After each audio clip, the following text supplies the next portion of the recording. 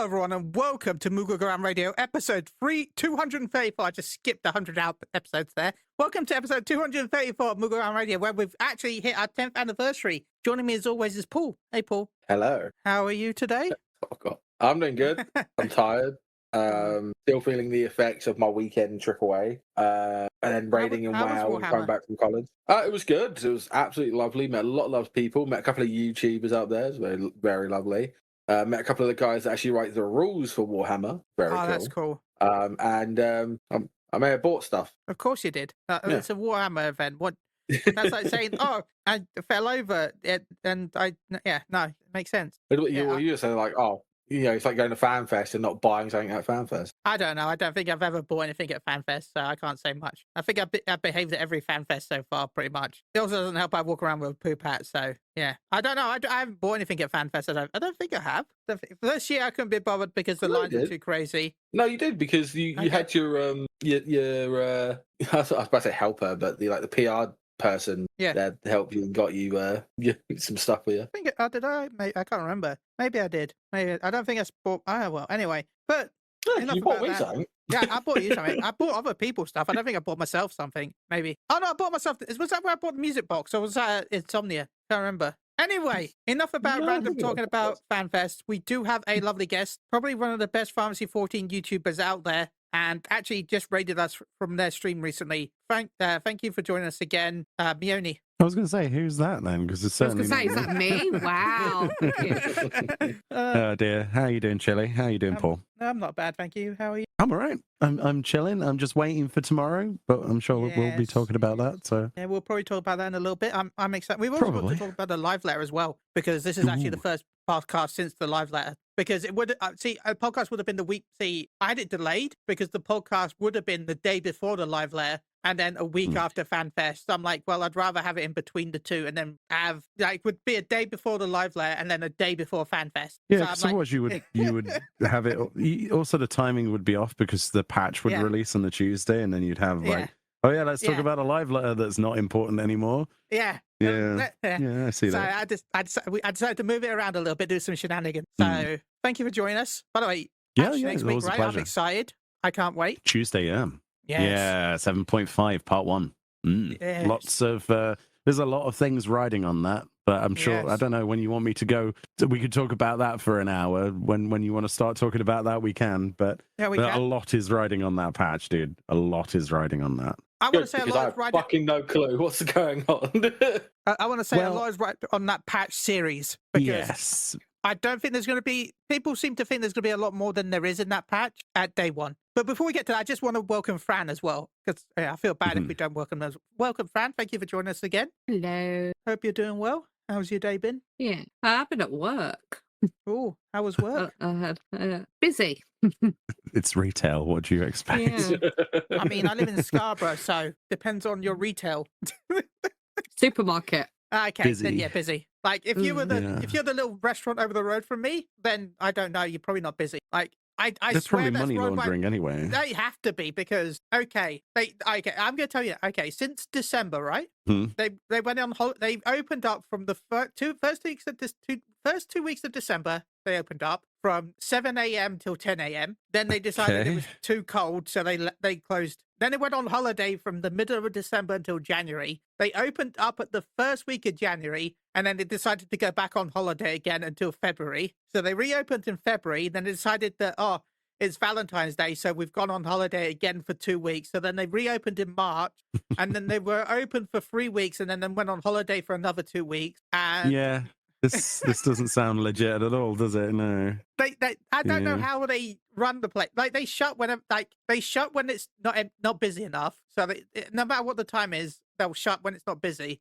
And then when it's summer, they will shut because they want to go out. Yeah, it's like that sounds like it. How do you operate? I know your food's expensive, and I'm That's probably funding your holiday. Like I know I'm probably funding your holidays whenever I go there. Like they're fulling. You know how much they charge me for a full English breakfast, by the way? I know. £14. Whoa. Okay. Yeah. That's how they can stay. Is it quite a busy shop then, or what? No, there's Is there always people in it, or? It can get busy, but no, there's average about 4 people maybe. Interesting. Yeah, they're probably money laundering. So yeah. It's quite common in this country now. So yeah. Anyway, it's what were we talking about for that? But yeah, no, yeah. Retail working busy. That was it. Yeah. As I said, 7.5 and then retail. Yeah. Anyway, let's move on a little bit.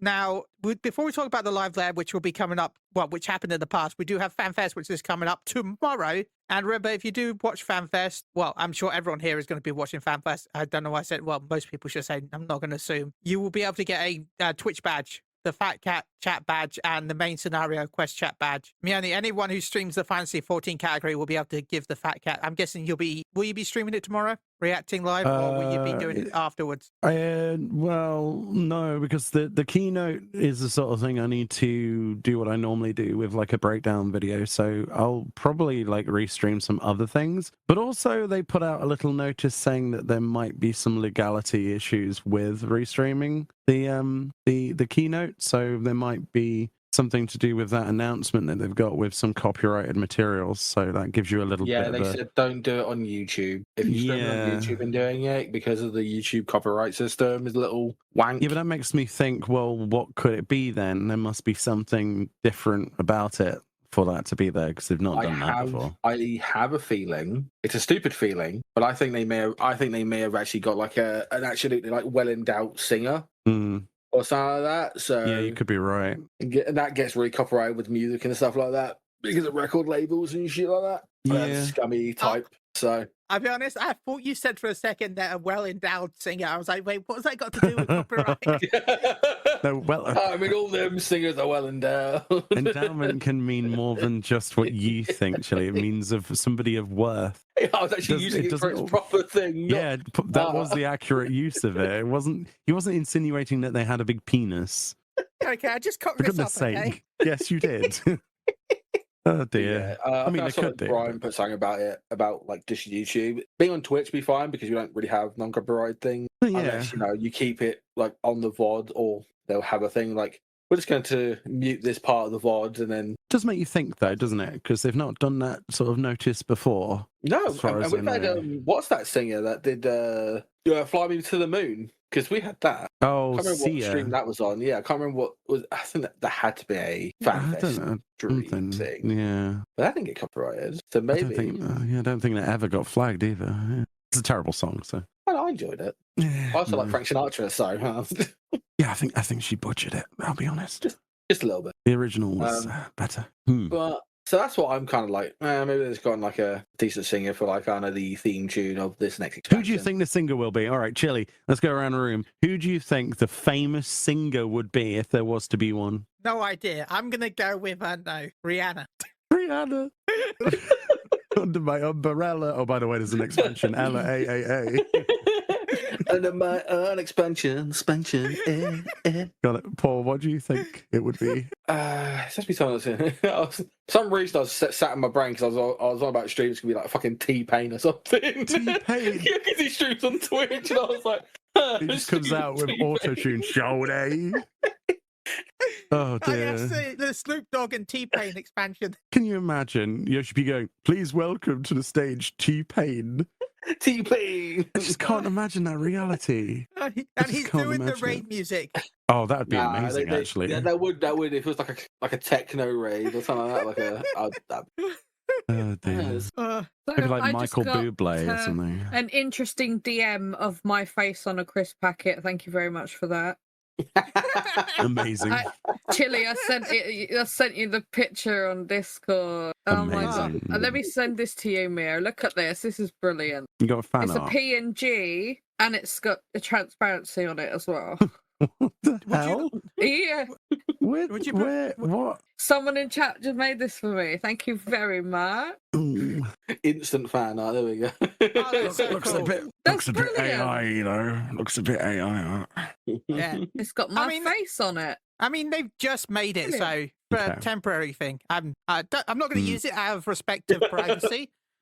But I mean, that's what games say these days. Oh, it's just there as it's just there for now. You know? Yeah, Crimson Desert. Expedition 33. I warned people about Expedition 33, but nobody believed me. And then boom, suddenly. Well, let's not get into that topic because that's a whole that one. Well, I think AI can be pretty cute.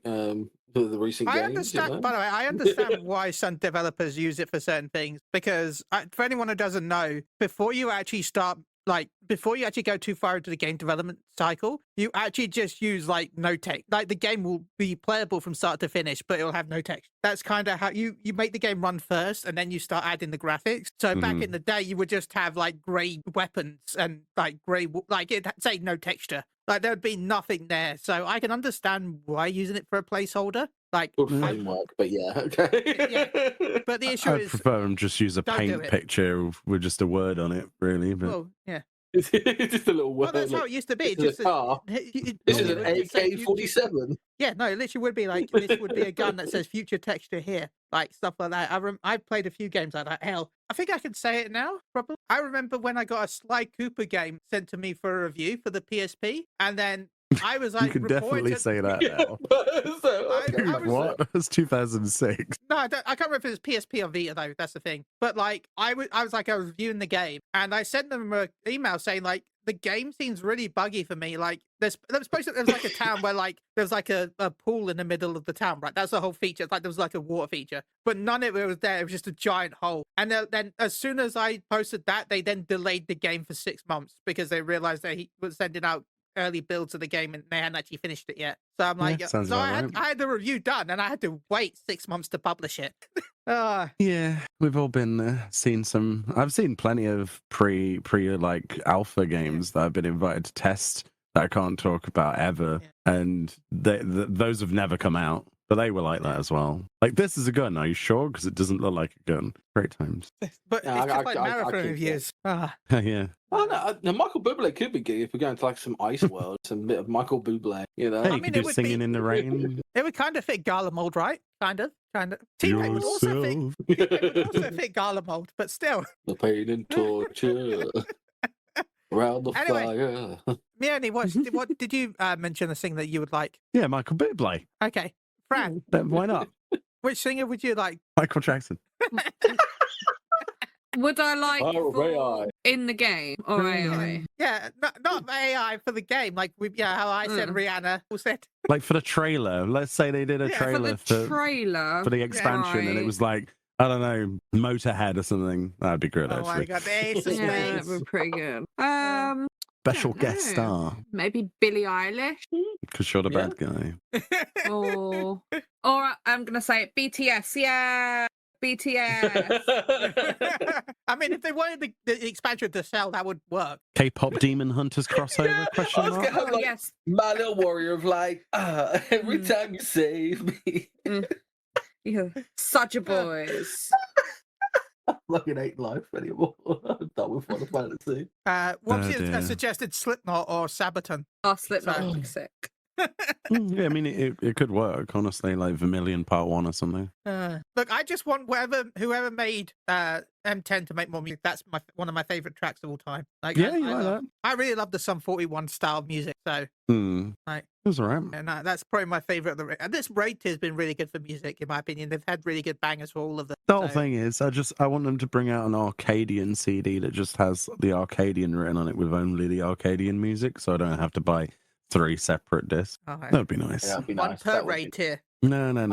Just one Arcadian album. That's all I want. Oh, please. So yeah, I'm excited. I wouldn't mind it on vinyl actually. I think because I've got a couple of record players. I don't mind that. Yeah, that'd be cool. And a poster or something. That'd be nice. Simple things. By the way, talking about patch coming up, the special site has been updated. We got some pictures of the patch. I don't know if you heard about the drama with Jesse Cox, but man, that sucks so much. Oh, yeah. The cosplay, Yeah. I know he's got a plushie now, but that sucked so much. I feel bad for the guy. He's a lovely. We need to get him back on here sometime. We'll talk about that in a bit. I'm excited for the Alliance raid. And then also, but the thing that got updated was I wanted to bring up the fact that that's sick. Elaborate, please. What do you mean? Nice try. Jesse Cox ordered a outfit based on warning there'll be some slight spoilers here for 7.4 and 7.3. Right? He ordered an outfit based on a certain squirrel outfit. that's in the game.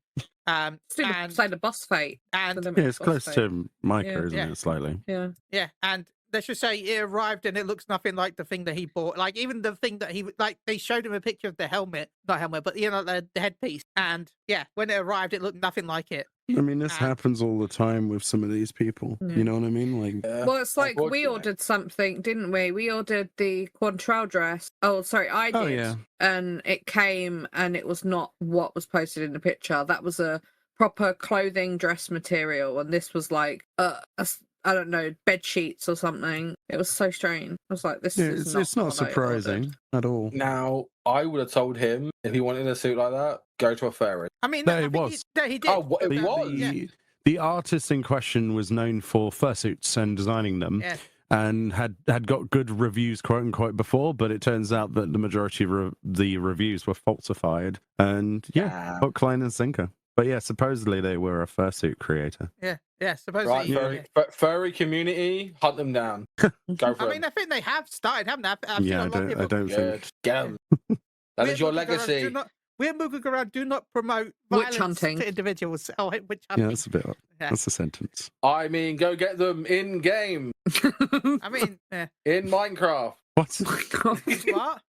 In Among. That's what the kids say nowadays, isn't it? Yeah.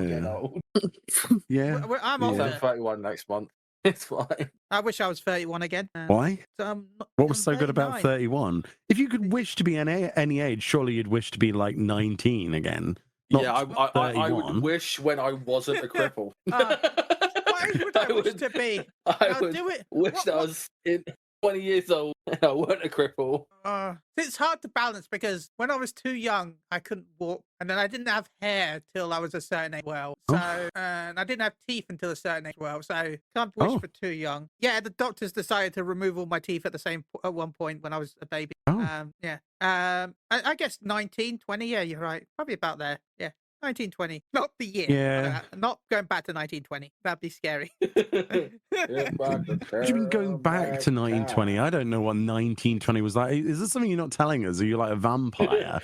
How are you alive? Oh, what's he doing? Are you the doctor? That's true. Nice. Yeah.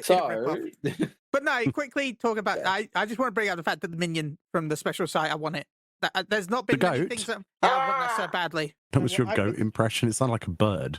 I can't do it in my voice, man. I literally have the goat simulator collector's edition right next to me as we speak. I have it, the little goat thing looking at me. So yeah. Oh my god. What was it said? My god, she's a vampire. I wondered why he always sparkled. Twilight reference. Fun fact: I own like 4 copies of each Twilight movie. Why? Why? What is wrong with you? Do you actually like Twilight? I inherited them from my mum because she liked it. Okay, all right, fair enough. Fair enough. We were all going to give you shit about owning Twilight, but now we know it's that we can't. So no, you can still do it because I've kept it. No, it's more of a memento of your mum, though, isn't it? Rather than you liking Twilight. So I mean, the only time I like Twilight is watching the bad lip reading. Just hate them all. 4 mums. He inherited 4 mums. Okay. That's something to inherit. But it's possible. Is this special site? Is this all the new pack? Yeah. Yeah. Where you been, Paul? I'm very out of fucking twine right now. A Final Fantasy podcast, and one of the hosts don't even know what's happening in the game. Yep. Trust. What was it? The last podcast, I forgot that it was Fanfest this month. I'm like, oh no. Chili was like, oh yeah, the end of the week is like the end of the month's gonna be really good. I'm like, what the fuck's happening at the end of the week? At the end of the month. To be fair, you said that Fanfest. Like, oh shit.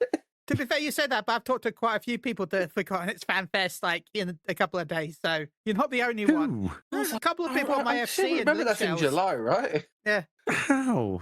I don't know. I think people at Fanfest. Oh yeah, it's in July, right? Yeah, I see you Fanfest. Oh yeah, the important one. Completely forget about NA. To be fair. I mean, normally NA is pretty forgetful in terms of the announcements. Apparently, it's not going to be this time if we read into those interviews with Famitsu. But I'll see it when I believe it, or believe it when I see it. I could say Square normally also forgets about NA every fan as well. Yes, unfortunately, it's not the best experience for people. Oh, did you hear the latest thing on that, by the way? They messed up the pre-order thing. The app wasn't working, so people who had like the app for their lottery thing, they weren't able to actually be registered to get their merch or for their meet and greets or something. And I don't tickets, know. The right? whole thing's messed up.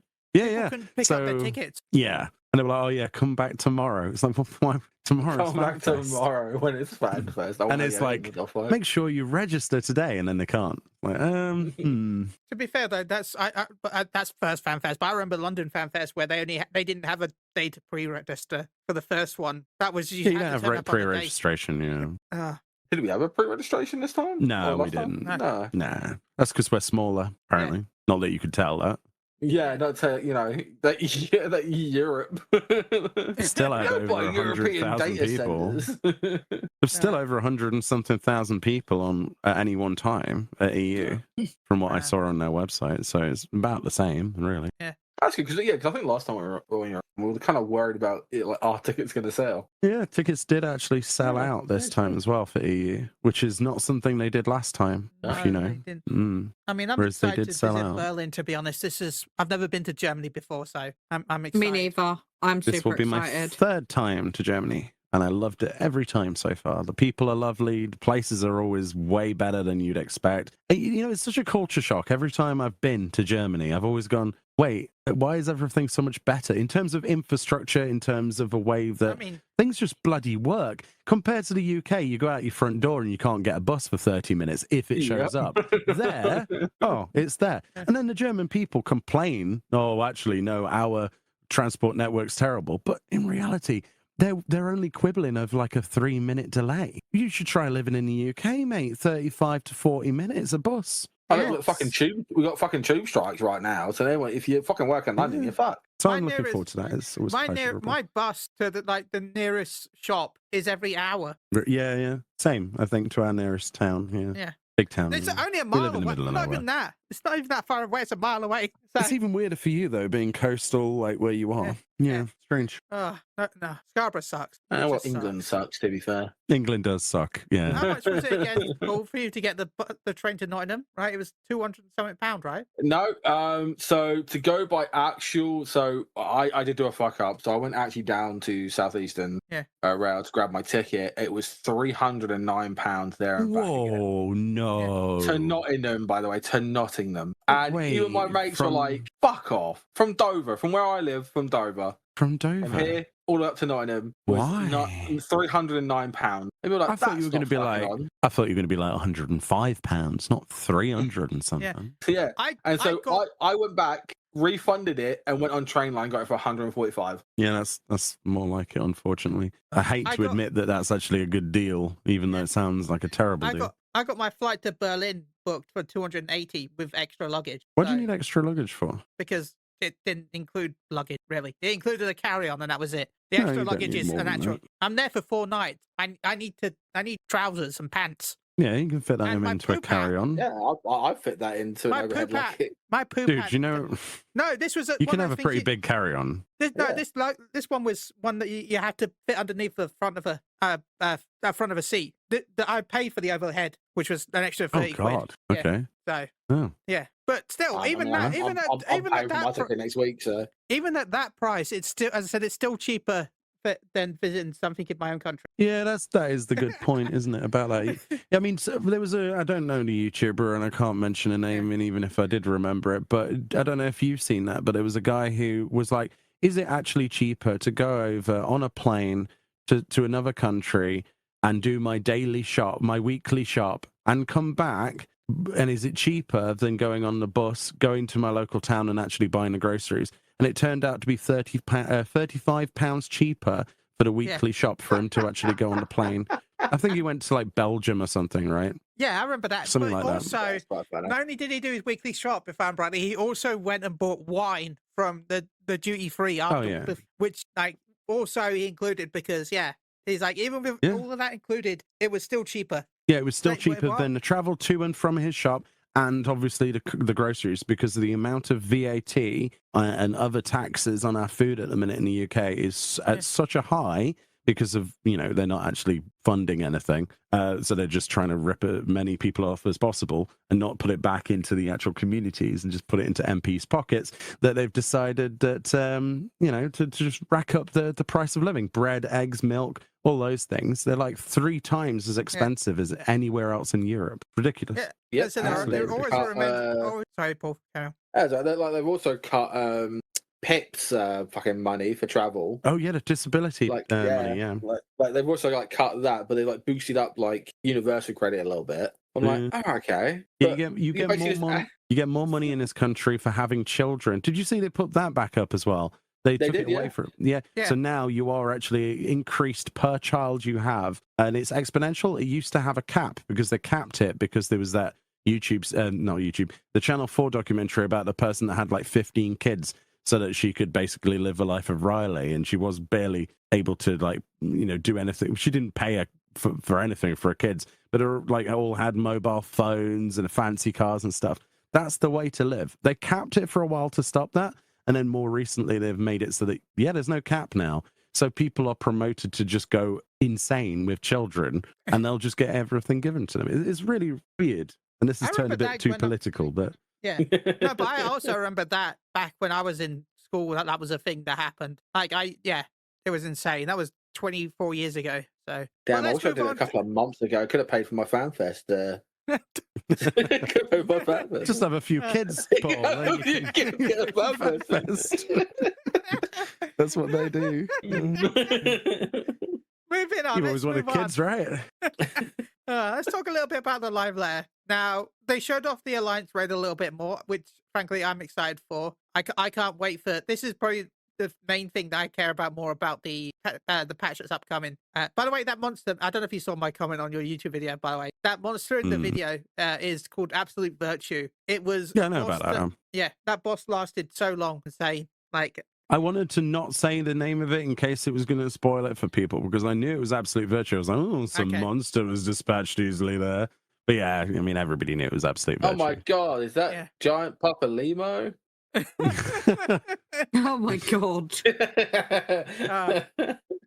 Oh dear. So you were impressed by the preview, were you, of the Vanderdeal Alliance raid? Yes, I'm happy that the fact that Windows has its music. Sandoria got ripped off with lack of Sandorian music. I like Sandorian music so much, so I wish they would have kept that rather than having the East Gronthor music, which is fine. It makes sense because you're not in there that long. But dang, I wanted high quality trumpets. High quality trumpets. Yeah. You can have polyphonous trumpets, and that's all you get. But no, I'm excited. This is my main thing that I'm excited for the patch that's upcoming right now. When I say that, I mean because I know people get the wrong idea that they think that I'm not excited for the story, but story for me is I'm always looking forward to it, so it's not on my radar for even. You know what I mean? I'm excited for it, but it's a default feeling for me for story. You're excited for the artifact gear, though. Oh yes, the AF 1 and 2. Yes. Oh my god, yes. Yes! I guess he's excited for the Final Fantasy 11 armor, huh? I will say, so many people have gone, it looks like shit, and I've gone, you just don't know, man, because that's what it was like. I know, but you see, for people who've never played 11, they're going to have that reaction because it looks basic to them, right? But for people who have even smelt a bit of FF11 and played a bit of it or a lot of it, they're going to go, oh my god, look at it in all there's actually polygons on the armor. Wow. It looks good. I think it looks good. I don't know where I'll use it, but it looks good. It's annoying because the ones that I like the most are jobs I don't actually play in 14. But I guess with the Red Mage new glamour system. Yeah, with the glamour system. I mean, if people are still playing, let's be honest, hold on a minute. If you're still playing Alliance rates for gear at this point, then you might have missed the intention. Because the gear is awful.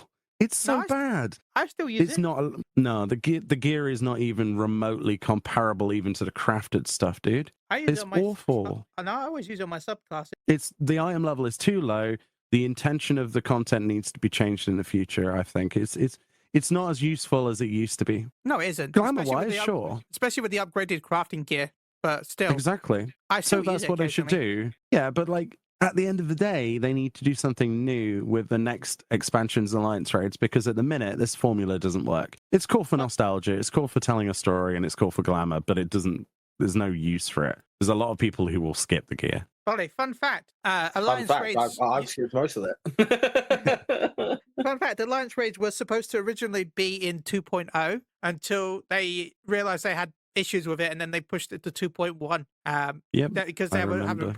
So there's one universe where we get the 8-man raid, which has worse gear than the Alliance raid or something. Like the Alliance raid and the normal raid were going to be the same patch originally. That was the original plan of them up.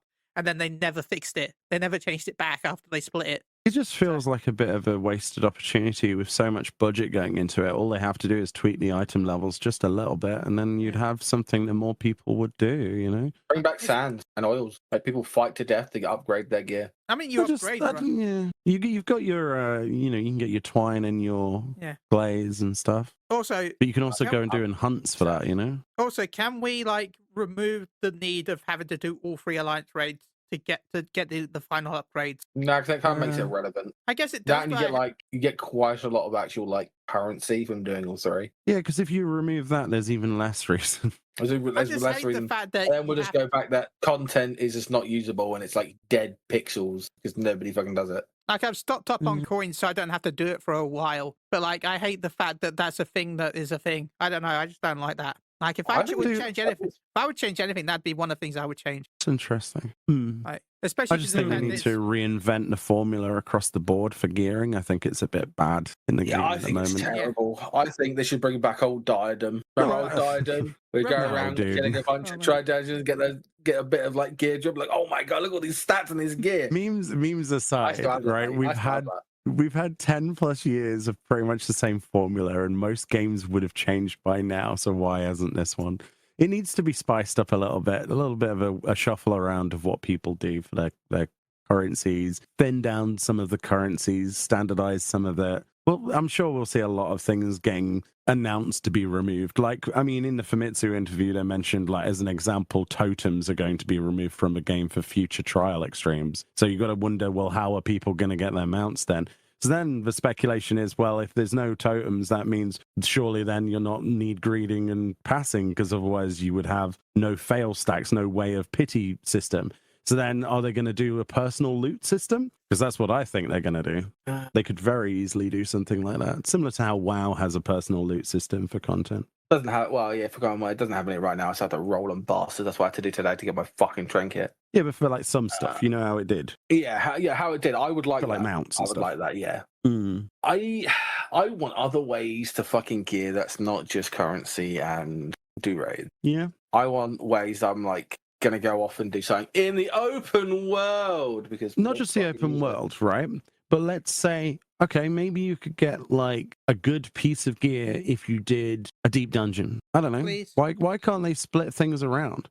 Give people more things to go for. I don't think it's a bad universe to live in where you've got more options. I think that's one of my issues with the variant dungeon, as well. I think you brought it up in your video. Go check out me and his YouTube channel, where the fact that I just don't feel like I'm getting anything for doing the variant dungeon, really. Give me a reason to do Criterion. Give me a reason to queue into Criterion with my friends who would do it if there was something there. Give me a reason. Also, There's no reason. If they give me a shiny weapon, give me the shiny weapon for the current time gear, not last expansion, please. Thank you. Also, give me friends to do the content. Oh, wait. Well, that's a you problem. You're not the only one there, Paul. You're not the only one there, Paul. Big shout out to Chris, by the way, for the raid week. I enjoy my uwu on a Sunday with Chris. Big shout out to Chris. Yeah. I just rely on people who watch my stream to do content with me these days. I don't have people in an FC or anything. Those days are way behind me. All of the people I used to know that play the game don't play. So man, you have people that watch your streams. Man, Paul, look at them flexing. So do you. Fuck off, Chili. You get at least 7 to 8 people. I fucking stream on the weekend. I get 3. Shout out to you fucking 3. Usually it's Chili and the mods. Hey, that's fine. Chili and the mods. And if I'm available, I pop in. I'm like, Paul. Why does that sound like a band? Chili and the mods. Chili and the mods. Yeah. Coming to you live. Oh, dear. So is that it then? You're excited for the Alliance raid for 7.5? That's it? Well, because the other thing I'm excited for isn't going to be until what? September? right? Probably. And that's Beastmaster. Well, Beastmaster, yeah, September. I mean, but have you seen Garleron's large gay rod? What? Yeah, he's got What? his knife is rainbow. I made a gay joke. Whose rod? Sorry, I'm confused. Get on. Gerald? What? Yeah, Geralt. Is it Geralt? That guy, the bald-headed bastard. He has a rainbow rod. The bald-headed bastard that makes our relics. You mean his glowy hammer? Glowy hammer. No, thing it's his glowy knife right there. Oh yeah, he's got a glowy knife. Yeah. The glowy gay knife. So you're looking forward to the relic step? Is that what you're telling us, Paul? Nah, I'm looking forward to Hildebrand. I love Hildebrand. So you're looking forward to the book stage then? Yeah. Oh, please, please be books. Please be books. Or either book or copy the Mulpendium. I would love that as well. Yeah, just give us books. No, give me books. something to do. No. Give me something to do. Give Give me something that will last a year. Yeah. Imagine if that minion in the background is a Easter egg for what we actually got to do. What? The succubus? I mean, okay.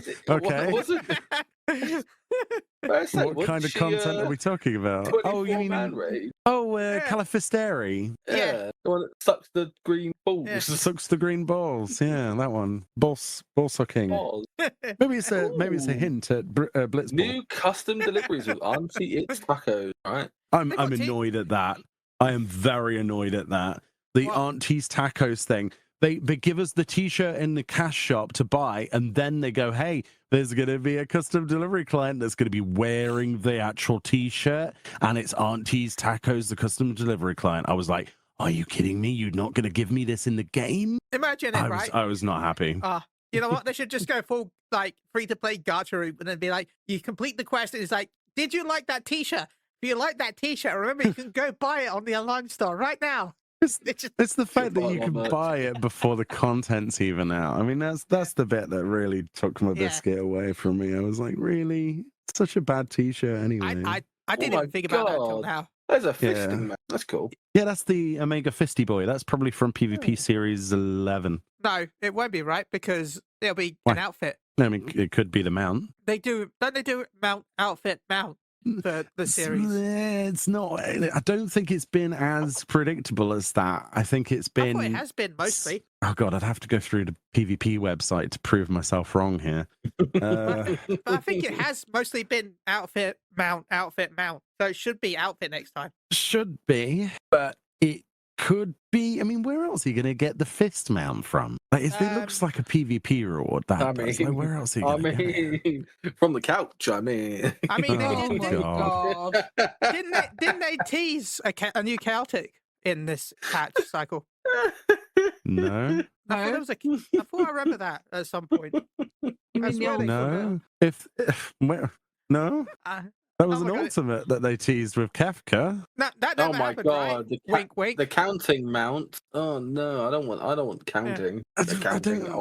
I don't think there's going to be another chaotic until the next expansion, Chili. Okay. I just remember at one point they were talking about a chaotic this patch cycle at some point in the past. Maybe it just got delayed, like the Blue Mage stuff. I thought they said they cancelled it because they didn't have enough time. I don't think we've got one of those. We would have had news. This is where tomorrow announcement. Hey, new chaotic. No, tomorrow is going to be all sorts of weird announcements, probably. But if it's announced tomorrow, I'm sorry, I had no idea, but it won't be. Okay, I promise you, it won't be. Is this what we're getting? Like hot off of Chili's press contacts that no one else has? Every time. Goodness sake. You're an influencer for a game for X amount of years and you get no previews of anything. You ask for, can I have a picture, please, of an outfit that's higher resolution than the one you posted? No. They then post a video in high resolution themselves of the outfit. Chili over here, he gets information that he's blurting out about an unannounced piece of content for tomorrow at Fanfest. He does this constantly. This is not even me. I don't even get this information. It's so sad. Bloody press. You're all as bad as each other. You're as bad as IGN. No, I'm not. No. Look, at least I get my facts right, okay?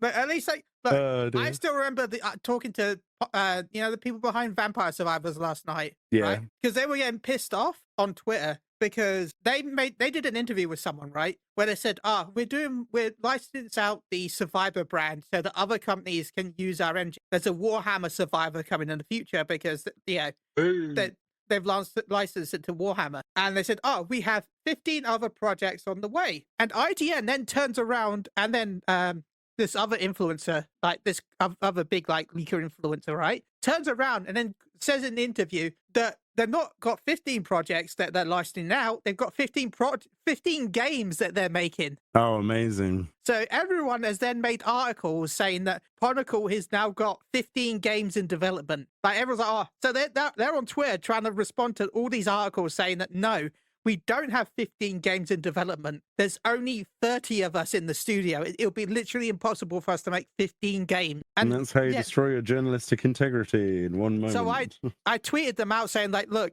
today we'll get the article out for blah, blah, blah, and we'll make sure that it says project. And they said, thank you. And I sent them the link because we got it out with the fact that it said project, not actual game. So, yeah. Oh, my God. By the way, the people at the Vampire Survivors team are really nice. I actually got to meet a couple of them a few years ago. Yeah, their games are amazing. So yeah. But yeah, no, IGN was the ones that brought it up. So it was like, were they? Yeah, they're the ones. There's a shocker. There's a bloody surprise. They're the ones who started the whole game thing that people started copying. So yeah. But no, I don't have any information. I can tell you, I have no information, nor do I know any details about any upcoming content. Yeah, you do. Yeah, you do. You get this little press document, and you might have accidentally let slip there, Chili. We all know. Chili fucked up. So, Chili, how is the Final Fantasy VII Gold Saucer crossover collaboration piece of content going to be then, huh? I mean, if it ever existed, it probably won't exist until 2027 when the 30th anniversary happens. So that's what they all say. We're not getting snowboarding tomorrow, then, I mean, who knows? It might get announced tomorrow. It might get announced. Oh, that seems like confirmation there. It sounds like if any of this gets it's like I'm still scared to find if an actual physical range gets announced anytime between any of these fan fests. Paul is just going to jump. I mean, everyone predicted it was going to be a physical range based on just looking at the character window. Yeah, but it has the most empty space. But when did I say it? I said it around time Dawn Trail came out, right? The fact that that's going to be the next expansion, and then like a lot of the big creators have only, like, I know you only noticed it early on, but so many content creators have only just started talking about it like the last few weeks. It was common knowledge, though. When you look at it, it's like, well, they always work on how many of each thing they've got, and it's just basic guesswork. I gave my theory on the fact that there's 2 shield healers, 2 pure healers, 2 maiming gear, 2 scouting gear. Then you've got like the 2 selfish casters with Black Mage and Pictomancer. You've got the 2 support casters with Red Mage and Summoner. Then the real question is, what is it called then? What is it? What do you think the physical range is? Do you think it's a songstress? Do you think it's a what do you think it might be? I'm hoping for Corsair. Well, you probably already know. Corsair. Yeah. But I do also feel like if we are going to a Final Fantasy VII inspired expansion, I really doubt that. I doubt it. But if we are, then I would see the job based on Vincent from 7. Yeah. Because remember, the jobs are Vampire Man. based, yeah. I mean, that sounds like Twilight to me. Oh God, here we go again. No, but some of the jobs are based on characters, right, rather than actual jobs. Like how Pictomancer is based on Rem, from So like if there's a Blitzball added as a physical range, it'd be based on Barker. Oh, Blitzball. Okay, that would be pretty fucking sick. That would get a ball and you just like throw it. Oh yeah. Oh yeah. I would make my character look like the douchebag in fucking Dodgeball. I would actually enjoy Blitzball. Actually, that would be one of the physical range I'd want. Wait, couldn't Lulu throw a cactus? She could do many things with a cactus. I think. Do I remember her throwing a cactus? She did many things. I don't think she threw it. Right? She sort of. She just let it wobble across the floor, and it went blah blah blah blah blah and spiked. Yeah, she would bend down a little bit, and then they would run up and like jump at them.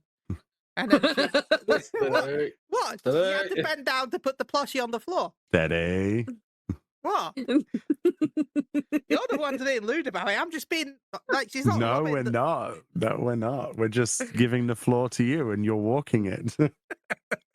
Just like the cactus. I don't know why I just remember watching her throw it, but apparently. Oh, will it be like a ninja star class? Like like Yuffie's weapon? Just that'd be cool. Throw that Cries a about. ninja.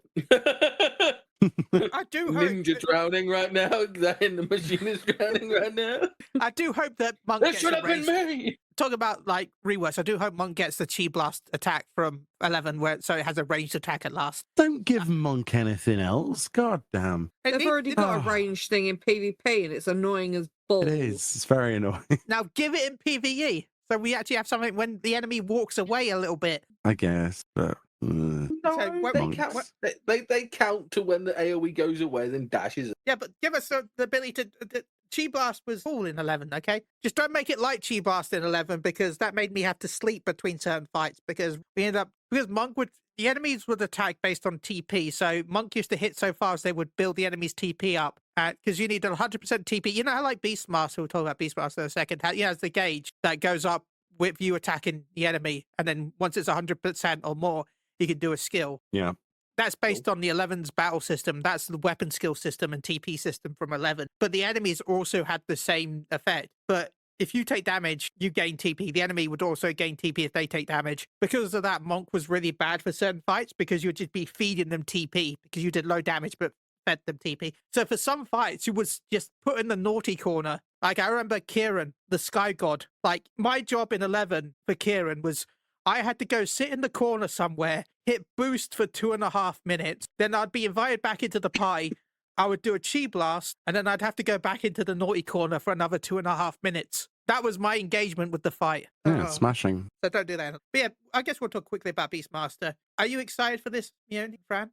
Yes, but no. I wish it had more content to do with other people. It sounds like it's just going to be solo based and it's going to be boring as hell.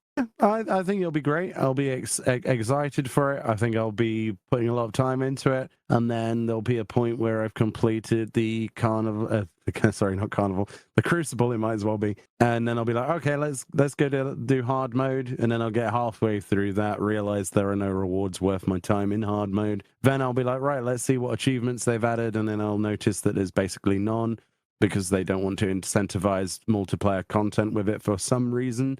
And then I'll be going back to Pictomancer and playing the rest of the game. So, yeah, I'm excited for it, but I don't think I'll be very overwhelmed with things to do with it. And I think it'll be one of those things that you're going to have to go very slow to get the most out of it. Because if you do what you would normally do and, level up in a day, go do the keep calling it carnival, the crucible, it's not going to take you that long. So I really worry, especially they don't seem to be really talking about any MMO related things with it. And that's worrying to me more than anything because, yeah, it's already got enough limitations, but cutting out other players is too much. They mentioned getting monsters from the Alliance raids, right? Right, but they also mentioned that you can get the stuff solo. Yeah, that was my main issue. I was like on a little bit of a... Did you see how much damage they were doing, by the way, in that run? No, I wasn't really paying attention, so I was really excited about Beastmaster that I didn't notice how much. Was it? Yeah, it was like one-shotting monsters. Oh, wow. Okay, so unsynced, okay, so obviously it's going to do more damage. But he was level 50, and the dungeon was level 50. There's no way he should have been doing 32,000 damage with a hit. Yeah. And he didn't have God mode on at that time, so, yeah. I really don't think it might be. Okay, here's the silver lining. I think if you want Alliance Raid gear from a Realm Reborn Alliance Raids, this is going to be a great opportunity to go and solo and get that gear for Glam. Great gear because it looks like they're going to be able to just have an option to solo that content, as they've mentioned. Aside from that, I kind of am disappointed that there was no mention of much. There was a little bit of a mention of, if people like it enough, we were thinking about, maybe some PvP, like setting monsters against each other in the future. Yeah, that's fine. But no multiplayer stuff. Blue Mage had the Maw mount and some stuff to do, even though it's a bit pitiful. But why is Beastmaster being designed so solo? Yeah, that's still my main worry about is the fact that I hope it. I hate the fact that it's all solo. Like I like Blue Mage group content. I don't like the fact that this is solo based. I know in 11 Beastmaster was very solo as well. They didn't really group up because people got annoyed that your pet actually stole XP when you actually were in a group because it counted as a party member, which meant that the XP was then split between you and pet. Yeah. But like they were still invited for certain things because certain pets were really good at like Courier Crab was one of the best tanks in the game for the longest time because it was so amazing. Big shout out to the crab. But yeah, there was so many things in 11 for Beastmaster. I will say, I think we're getting almost as many pets in 14 as the entire of 11. Like, I actually feel like we're getting as many. I think I remember looking at the wiki for that, and I think you're right.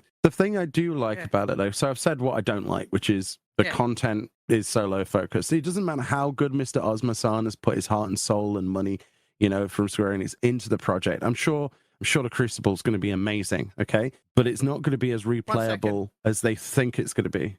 What? One sec. I hate the fact that I know that sounds weird, but I used to play Destiny. So the moment you say the Crucible, I'm thinking of Destiny instantly. Oh, okay.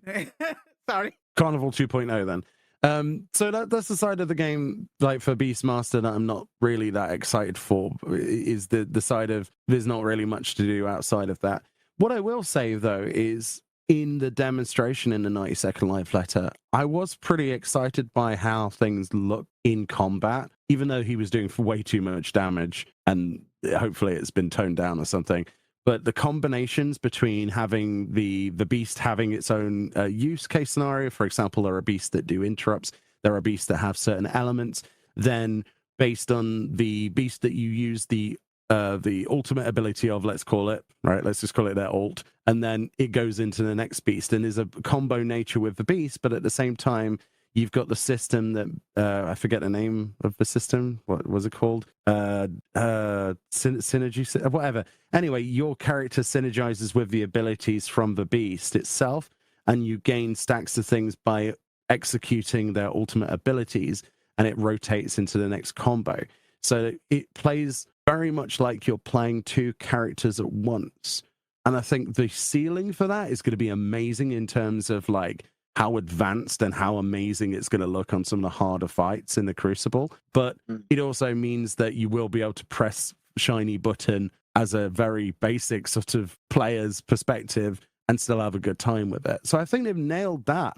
It has the, I'm a complete noob, I just press shiny button and I win. Whereas it also looks like it's really advanced if you want it to be, where you're going to have the best possible solutions for things, and you will be able to swap a beast out, and then it will be timing based, because then there's a limited amount of time. If you saw on the live letter, the footage where he had black and white, okay, so there's light and darkness, and then it fills half a gauge, but you've only got a few seconds after that has been executed before it completely runs out. So you've got to press the correct button in the combo next, otherwise it drops out, and then basically you've done less damage. The monster will still die or whatever, but it's less optimal. And I think that's fascinating. I just really hope they do more with it that involves other people on a bigger scale, because solo content is a waste of that potential, in my opinion. That's what I think. It just looks amazing. I'm going to be old man here. For anyone who ever played it back in the day, Final Fantasy 11 kind of had a system like that in a way. In fact, the dark and light kind of reminds me of back then as well. You had this basically, unlike current modern games, instead of having like abilities that you use as an attacks, you had something called weapon skills. I don't know if you ever played much of 11, Mione. I didn't play Beastmaster. I only played Red Mage, dude. Okay, well, that's all I played in 11. You know about weapon skills, though, right? Yeah. So yeah, you had the different elemental weapon skills, and that kind of reminds me of what they've done for this Beastmaster, where you would use two different weapon skills of different elements, and that would trigger a skill chain of fusion, and then you also would then have magic burst, which would then mages would do extra damage. So if you did a fusion skill chain with the physical weapon skills, you would then have the fire magic would do more damage. A lot of the stuff that they're talking about with Beastmaster kind of reminds me a lot of the skill chain and magic burst system from 11. As I said, with the TP system and stuff like that, it feels a lot like they modernized 11's combat, but also kept the spirit of it. I'll be honest with you, Chili, though. The more I looked at the footage, the more excited I got for the combat. And then the horrific realization set in that this isn't a normal job. And then the depression came a little bit, because I was like, yeah, the Crucible's cool, but it's level 50. It's way behind. There's not really much content to do, other player stuff. It'd be nice to do, like Coils of Bahamut or something for a reason. You know what I mean? Like some achievements or something. Yeah. If those do exist and they haven't announced them, that was a missed opportunity. They should have told people, yes, you will be able to go and get titles, achievements, and mounts that are exclusive to Beastmaster. But they didn't do that. And I think that's a weird omission. Because when Blue Mage was announced, they were all about, oh yeah, there will be exclusive things that only Blue Mage can do. And that's the reason people were incentivized in the first place. Oh, there is actually an end game, even though there really wasn't that much of one. But they kind of announced shiny versions of pets, right? Yeah, I mean, you can get different skins for your beast. That's cool. Yeah. Is that enough? I don't know. We'll have to wait and see. I'm excited for it, but it's September, so it really depends on how many of those will exist. Like if there's only two, this is annoying me. Yeah, Square Enix are actually stupid. They're stupid. Oh, okay. Why? Your opinion? WoW has this. Look at Beastmaster. Well, the Beastmaster and Hunters. Oh, basically the same. That's why I don't understand why you can't make this just a class. That's what I don't understand. I know like balancing problems and stuff like that, and they didn't like how minions were. Not minions, yeah, but Beastmaster is the closest thing to being okay enough to be a normal job, surely. Yeah, aside from the damage they demonstrated, but yeah, obviously that, because there are some balancing issues that you could make that so much more easy into a job, and people would play it. I would love to do that in modern content with other people doing modern stuff. Like that's what I mean. I was watching it and I was going, "Oh, this is amazing! Look at that! Oh my god, a combo system with elements that reward you based on the elements and successful combos." And then there's the beast, and then there's all the metagaming of switching out between these three beasts. And then the penny drops, oh, right, yeah, I can't really do anything with other people with this. And that's the worry, right? Is why is that not just being engineered into a normal job? And that's what people will say. That's what I'm saying they're stupid about, because that gets people so much more hype for the game. If WoW can do it, you can do it. I know they don't like the idea of pet jobs, but this is a pet job.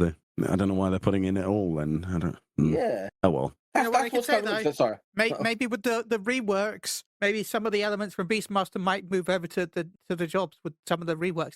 I highly doubt it, like less than a 1% chance, but imagine if some of the stuff does become part of the new rework jobs. Yeah, I still think they're going to go off of their feedback from the Phantom jobs and make one of them real. And I think one of them's going to be Mystic Knight, and it's going to be probably announced either this or the next Fanfest. That's what I think. Because Mystic Knight's a very simple, easy option for them to do. Played, element, combos, done. It was quite fun, even though it was a Phantom job. But I actually need to go back and unlock more of those. I didn't really do much of the Phantom stuff because it didn't feel as good as not Eureka. Very good. So no, it's not.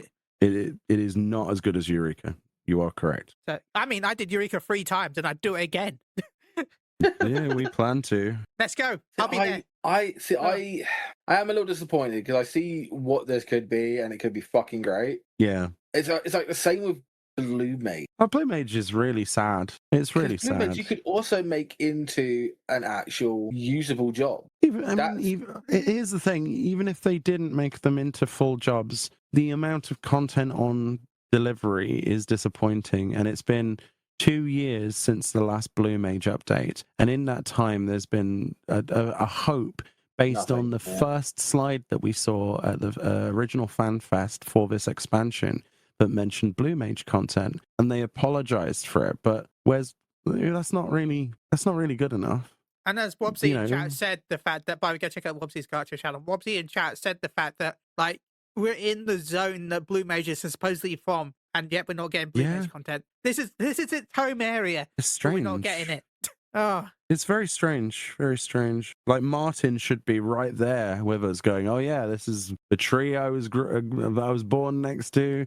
These are the people that tried to kill me, so I learned Blue Mage abilities and beat them up. This is the tribe that taught me." None of that though. I think Dawn Trail would have been better if Martin was in it, honestly. Yes, please. That would have been amazing. And then you know how they could have tied it in? Learning blue skills from Valagar Mandar. Or tie that into the Tural Vidral storyline, which is supposedly where blue magic came from, right? Supposedly. And with the Turali people, and they had the Vidral, and they would learn spells. Non-Barry Nyan says, if we can't minimum set everyone's monsters to tiny on my client, that is a feature you can do, right? Yes, that's why they demonstrated a thing on Twitter and other places recently to remind people they can change sizes. And it works for beasts as well. Yeah. Because I have all mine set to minimum as well, because I'm a Lalafell and I want to be able to see myself. I've got mine set to large because there's nothing better than having 4 dragons in your face. Well, Chili, for you to see better, it would help if you zoomed out. Yeah, that's your problem, is you play like first person, third person. You can see nothing but the back of your head. You can count the strands of hair on his head, but you can't see the fight in front of him. Don't know how he reigns. Successfully.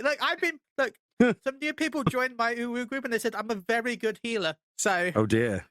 Comparatively to what they've previously had. Well, yeah, their previous healer died 77 times and rage quit, but still, I'm a good healer compared to the person that kept dying. But that's anyone who actually tries, you know. Oh my God. I'm not going to say that. I can't remember the name of the person, but we had a week where 2 people were away. We were in the party finder, right? We were like, we're up to Ifrit. We're up nearly at Titan. And someone joined the group. They're like, okay. And we're like, cool. We got in. We pulled Garuda. They died. And we're like, you okay? And they're like, yeah, well, give me a second. Okay, fine. Again, we pulled Garuda. They died. We've been waiting like an hour and a half to find people, by the way. Progression lying or 20 minutes in. And we're like, how far are you? And they're like, I haven't even looked up the fight before. Oh dear. Oh, okay. So we just left. And we're not doing that. See, this is the worst thing, isn't it? Progression lying. It really is. But like, we understand if the first few pulls were like, okay, maybe you got that far, because we were a bit rusty as well, because we'd had a couple of weeks where we'd missed it, so we were a bit rusty. So it's fine, if you haven't been in for a while, maybe you're rusty. But no, it's like, I've done it before. Like, why would you join a prog group of people? Yep, that's the problem. What is it? I used to raid with someone in WoW who played in first person. I still remember when I got told off when someone found out I was raiding in WoW on a PlayStation controller. They got really angry at me when they found out I was healing people on controller. Rage harder. It's actually quite good, the controller mod. Yeah. I tried it out on the Steam Deck. I was playing WoW on the Steam Deck to see what it was like, and it was actually quite good. I was quite impressed. Talk about the console port mod. Oh yeah, and a couple of other add-ons as well. Yeah, really, really, really good. I was like, this is actually playable. And the Steam Deck, for whatever reason, is the perfect World of Warcraft machine. It's like 60 frames everywhere. I could not believe it. That's cool. Yeah, could not believe it. Very impressed. I want to try again now that they've added the one button thing, because that would help now that they've got that. I also tried that, and it is, it's so nice. You can just sit in bed and just press one button, and it does everything. I know people are going to hate me for this, but can we get something like that for Fort as well? No. Please. No. Don't ruin the game. Please. Don't do it. Don't do it. I'm sorry, but we've got modularization's gone far enough. No, why do I need 3 buttons for a combo when I can just have the one button that cycles through the 3 buttons? I disagree with you entirely. Why? Because you're making the game too simple and not making it so that there's any reason to. You would lose a lot of the hardcore people that play it. To be raids would be pointless. You're pressing those 3 buttons in a row anyway. Yeah. Your combo is those 3 buttons. You're pressing those 3 buttons.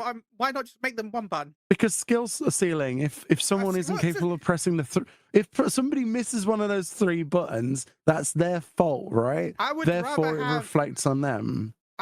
When I mean this, though, I would rather have those 3. I guess I'm talking about this the wrong way in a way. I would rather have that combo be 1 button, so that opens up other buttons for different skills. Like, I'm not saying that they should. Okay, for different skills, for new skills. I would. That's what. So not what they did in Dawn Trail then, when they baked in half of Black Mage's stuff into one ability and then gave them nothing new, and it was turned into homogenized BS that most people quit Black Mage for. Please don't homogenize it like that. But if you've got button blow where you always combo those specific skills, I would rather they be 1 button and then add new skills that are separate buttons that would take the place for the buttons you would be pressing. Is that what I mean? Maybe. Yeah. I still don't feel it. Thank you, Rennie, for the 10th anniversary message. I'm hoping you're doing well, Rennie. Rennie, by the way, runs Baldur's Gate 3 with us on sometimes. We need to get back to that soon. All right. So big shout out to Rennie. Done a lot of our art as well. Rennie is just a wonderful individual. So big shout out to Rennie. Thank you so much for everything you do. And thank you, Wobsy, for the 10th anniversary. We do have a load of messages that we're going to read out at the end. And we also have a audio message sent to us by 2 people as well. So we do have stuff to talk about at the end where people have left messages for the 10th anniversary in the Discord. So big shout out to everyone that left messages in the Discord. Thank you so much. We'll talk about it at the end of the podcast. So is it Michael Bublé? No. I wish. And don't worry, it's not a YouTube. We did not get. Someone didn't pay someone to send us a cameo this time, for the 7th anniversary. Was it the 7th anniversary or 200th episode? We tell us your favorite things about Moogle Around, and a certain website, a certain Twitch stream, but decided rather than, even though we've known them since we started Twitch, and the closest Twitch that we had at the time, rather than sending us a lovely personal message, they just paid Rate My Takeaway to send us a message. Oh. I didn't know who the fuck that was. It was just a guy. And I was like, isn't that a guy who goes around people's houses and eats food? No, is that he's the same guy? No, he's the guy that goes around takeaways that gets food out and has a little table. Does he get his little table? Oh, the little table man. Yeah. Oh, I know him. Yeah. Oh. Was it on that or time cream? Hello, Chili. Yeah. Hello, Paul. Here's me table. I'm going to say you, your Susan. podcast shits. Susan, I was like, it was a so lovely thing, confused but it was so awkward. It was so dear. strange. But yeah, we do have a message from them this time. I don't know what it is. I haven't heard it. I've heard it. What, from a takeaway man? No, not takeaway man. I don't think we've got this time. But yeah, a big shout out to them. I respect. They stream occasionally. I think they're streaming the live later tomorrow. Yeah, Maelstrom Radio, which was what they were called before, my respect, was probably one of my inspirations for doing Final Fantasy 14 stuff. So again, I can't thank them out enough. They are why I continue doing podcasts. They're the reason why we started doing podcasts. They are just lovely individuals. As much as I'm joking about that stuff now, about how it was awkward, and yeah, I seriously meeting them in NA at Fanfest was probably, as I said, living in a cupboard. Yeah, I will never forget my first time at NA Fanfest where I'm stood in line and I'm like just talking to, but because I didn't really have pictures of myself online. I didn't really talk that much online as much as I do now. But like, I still remember being in the queue at 2016 Fanfest and I'm talking to some random people I can't remember what I was talking. I was just talking to people because they liked my accent because I was a British person in an American Fanfest. So everyone was like, wow, that's British. And I'm, yeah, hi. Anyway, as I'm talking to them, I still remember Flatus jumping me, shouting, "Oh my God, it's chilly." And I'm scared like a little bit because I had no idea why this person was shouting out, "Oh my God, it's chilly." And I found out I was like, "How did you know it's me?" He's like, "It's because you're the only British accent. You're the only British accent here. You're easily it was easy to tell who you were." Anyway, I spent most of my day with Flatus and Shinta, and yeah, it was a good time. I remember they bought an Eiffel Tower drink that year, right? I think it was that 2016 one where they bought an Eiffel Tower, which was like a massive statue that was filled with alcohol, and they spent the entire day walking around. I think that was 2016. Yeah, I think that was also the one where I nearly poisoned myself with mac and cheese. So that was 2016, right? For the poisoned mac and cheese, right? Oh, fucking no. I keep an eye on dates. Yeah, seriously, thank you, Susan. We'll play the message at the end. In fact, I think we should start wrapping up soon because it is getting late and I don't know how he only wants to be up. Barely even started. It's nearly, it's 10 years. We've got to do 10 hours. You haven't even mentioned Fanfest. Yeah, we haven't been talking about Fanfest. Fine, we'll talk about tomorrow. When I talked about Fanfest earlier, you said, "Oh, Chili's just leaking stuff about Fanfest." I don't know anything about it. That's because you were, you dirty leaker. I have no You already told us we're getting a new chaotic, so I'm going to take that to the bank, and if it isn't announced tomorrow, I'll be like, Chili lied. But the problem is, if it is announced tomorrow, I hope it isn't. If it is, then you're in trouble. You are in big trouble. The Your lawyer contact's going to be like, yeah, Chili, no. Oh, you did that, boy. I mean, I thought I was going to get in trouble with my contact earlier today. Actually, I'm not going to lie. They asked me if I would do an article on the dungeons. When it comes out next week. Which dungeons? The new dungeon. Yeah, for the patch. Right, yeah. The story dungeon. Yeah, and they said, "Oh, the do you mind Clitium." Yeah. So I said, "Yeah, I might do one, but being a man, I might have trouble finding how to unlock it." Oh no, you did not say that to your contact. Are you fucking kidding me? Anyway, they sent me a laugh. I know who that is as well. No. No, I don't think you do. I think I've got a different one now than you. Oh, is it not that lady? Which one? How do I describe her that's not offensive? I don't know. I don't think I've actually seen her. A lady. You know what? The one that was with you at Fanfest EU. No, I think I've got a different. I've been moved to a different one. Oh, you got moved to a different lady. I see. So, but your literal first thought was, I don't know if I could find it for your work. Oh, I can't believe you.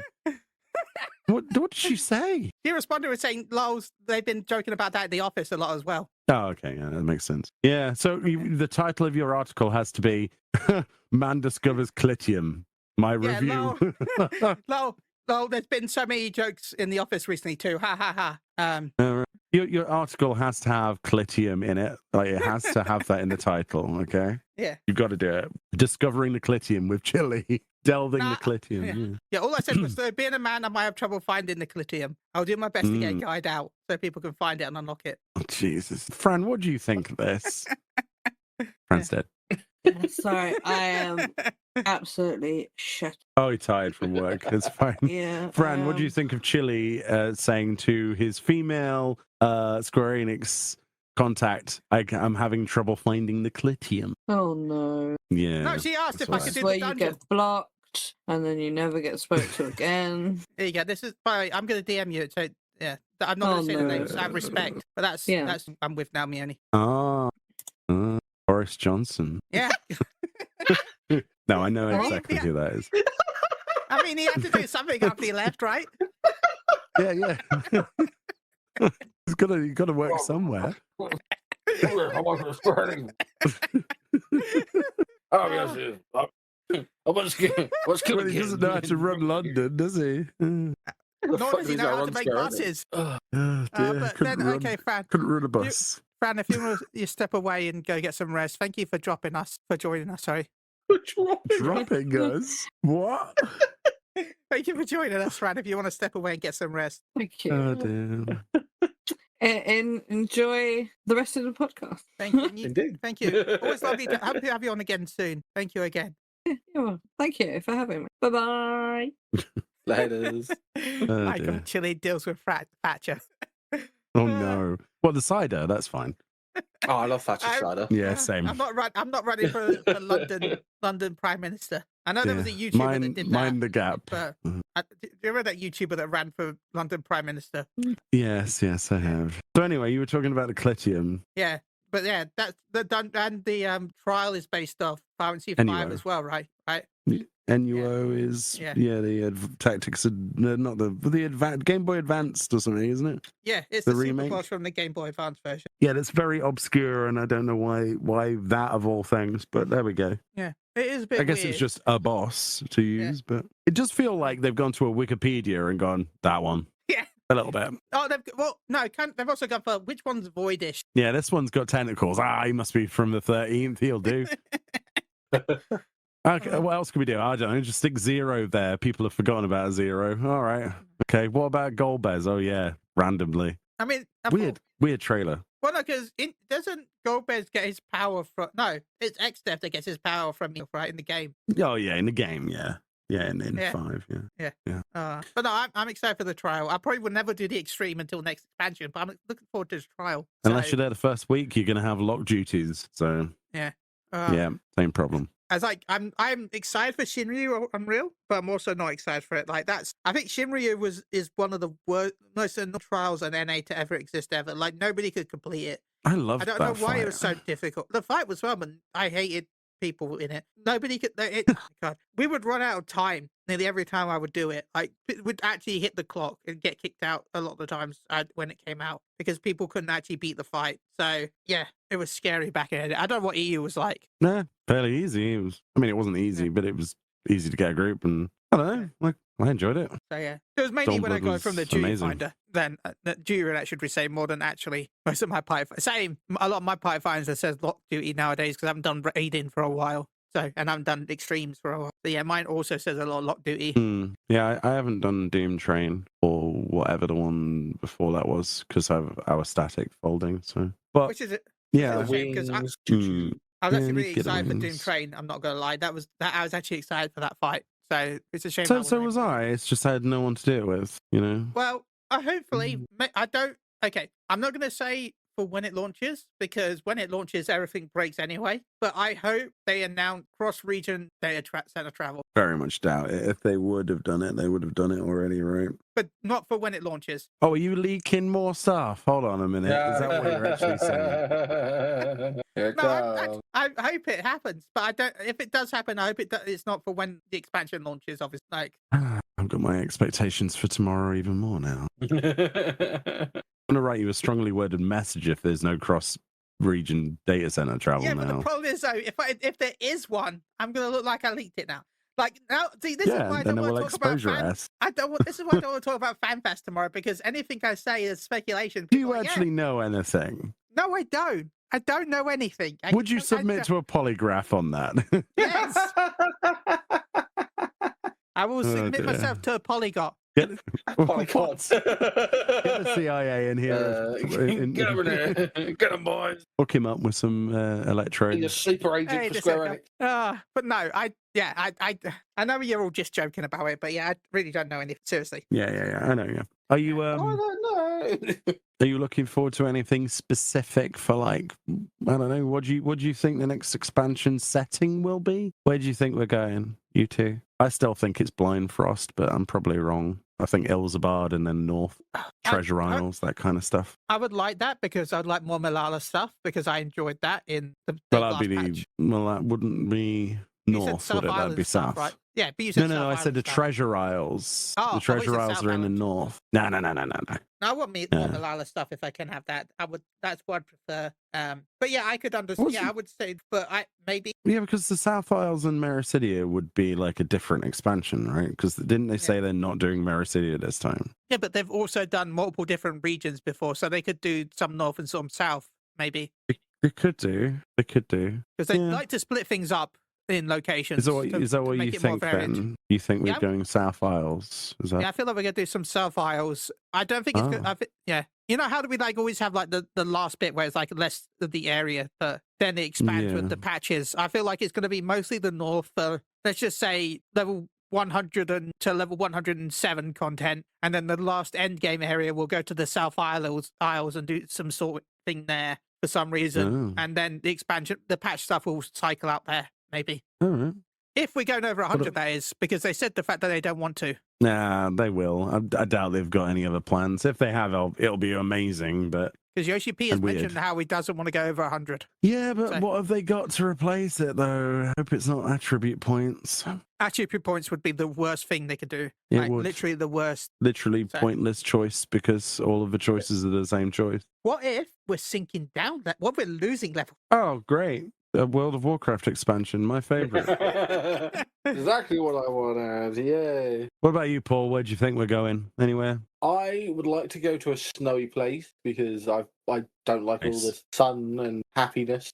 I wouldn't mind actually going into the centre of the earth, honestly. And like, you know, if we just fall down a hole and be like, oh shit, yeah, we could down here. We could even get involved in a war, you know, maybe one within. We could call it a war within, couldn't we? Whoa. Oh, amazing! And then we could call it, all right, and then it would be a saga, so we could call it the world. And then, well, every world has a soul. We could call it the World Soul Saga, couldn't we?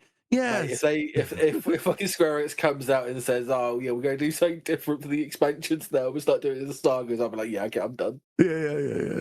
I'm already fucking done with World of Warcraft going up £1. I'm fucking pissed about that. Yeah, I saw the price hike. Yeah, it's funny. I was like, bitch, I'm going to stay at Final Fantasy. At least that's like £9. Yeah. I don't understand why they're so greedy at Blizzard, but there we go. Yeah. But no, I'd like to get like a nice snowy place, I think. I agree.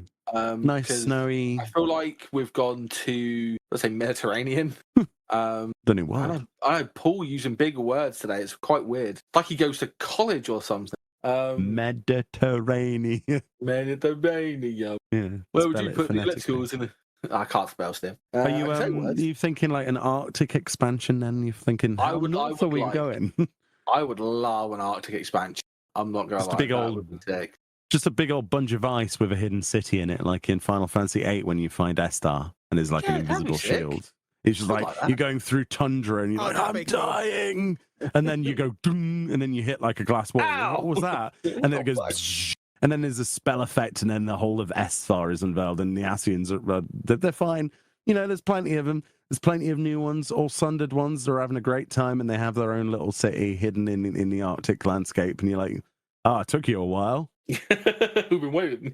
Yeah. And to get like a big backstory that we were actually Ascians were born there and shit. That'd be funny shit I've ever seen. And then it's the last part of Aetheris that's managed to survive this entire time thanks to a bubble or something. I don't know. Maybe they've done the bubble hidden city thing a bit too much, but I would like it. Yeah.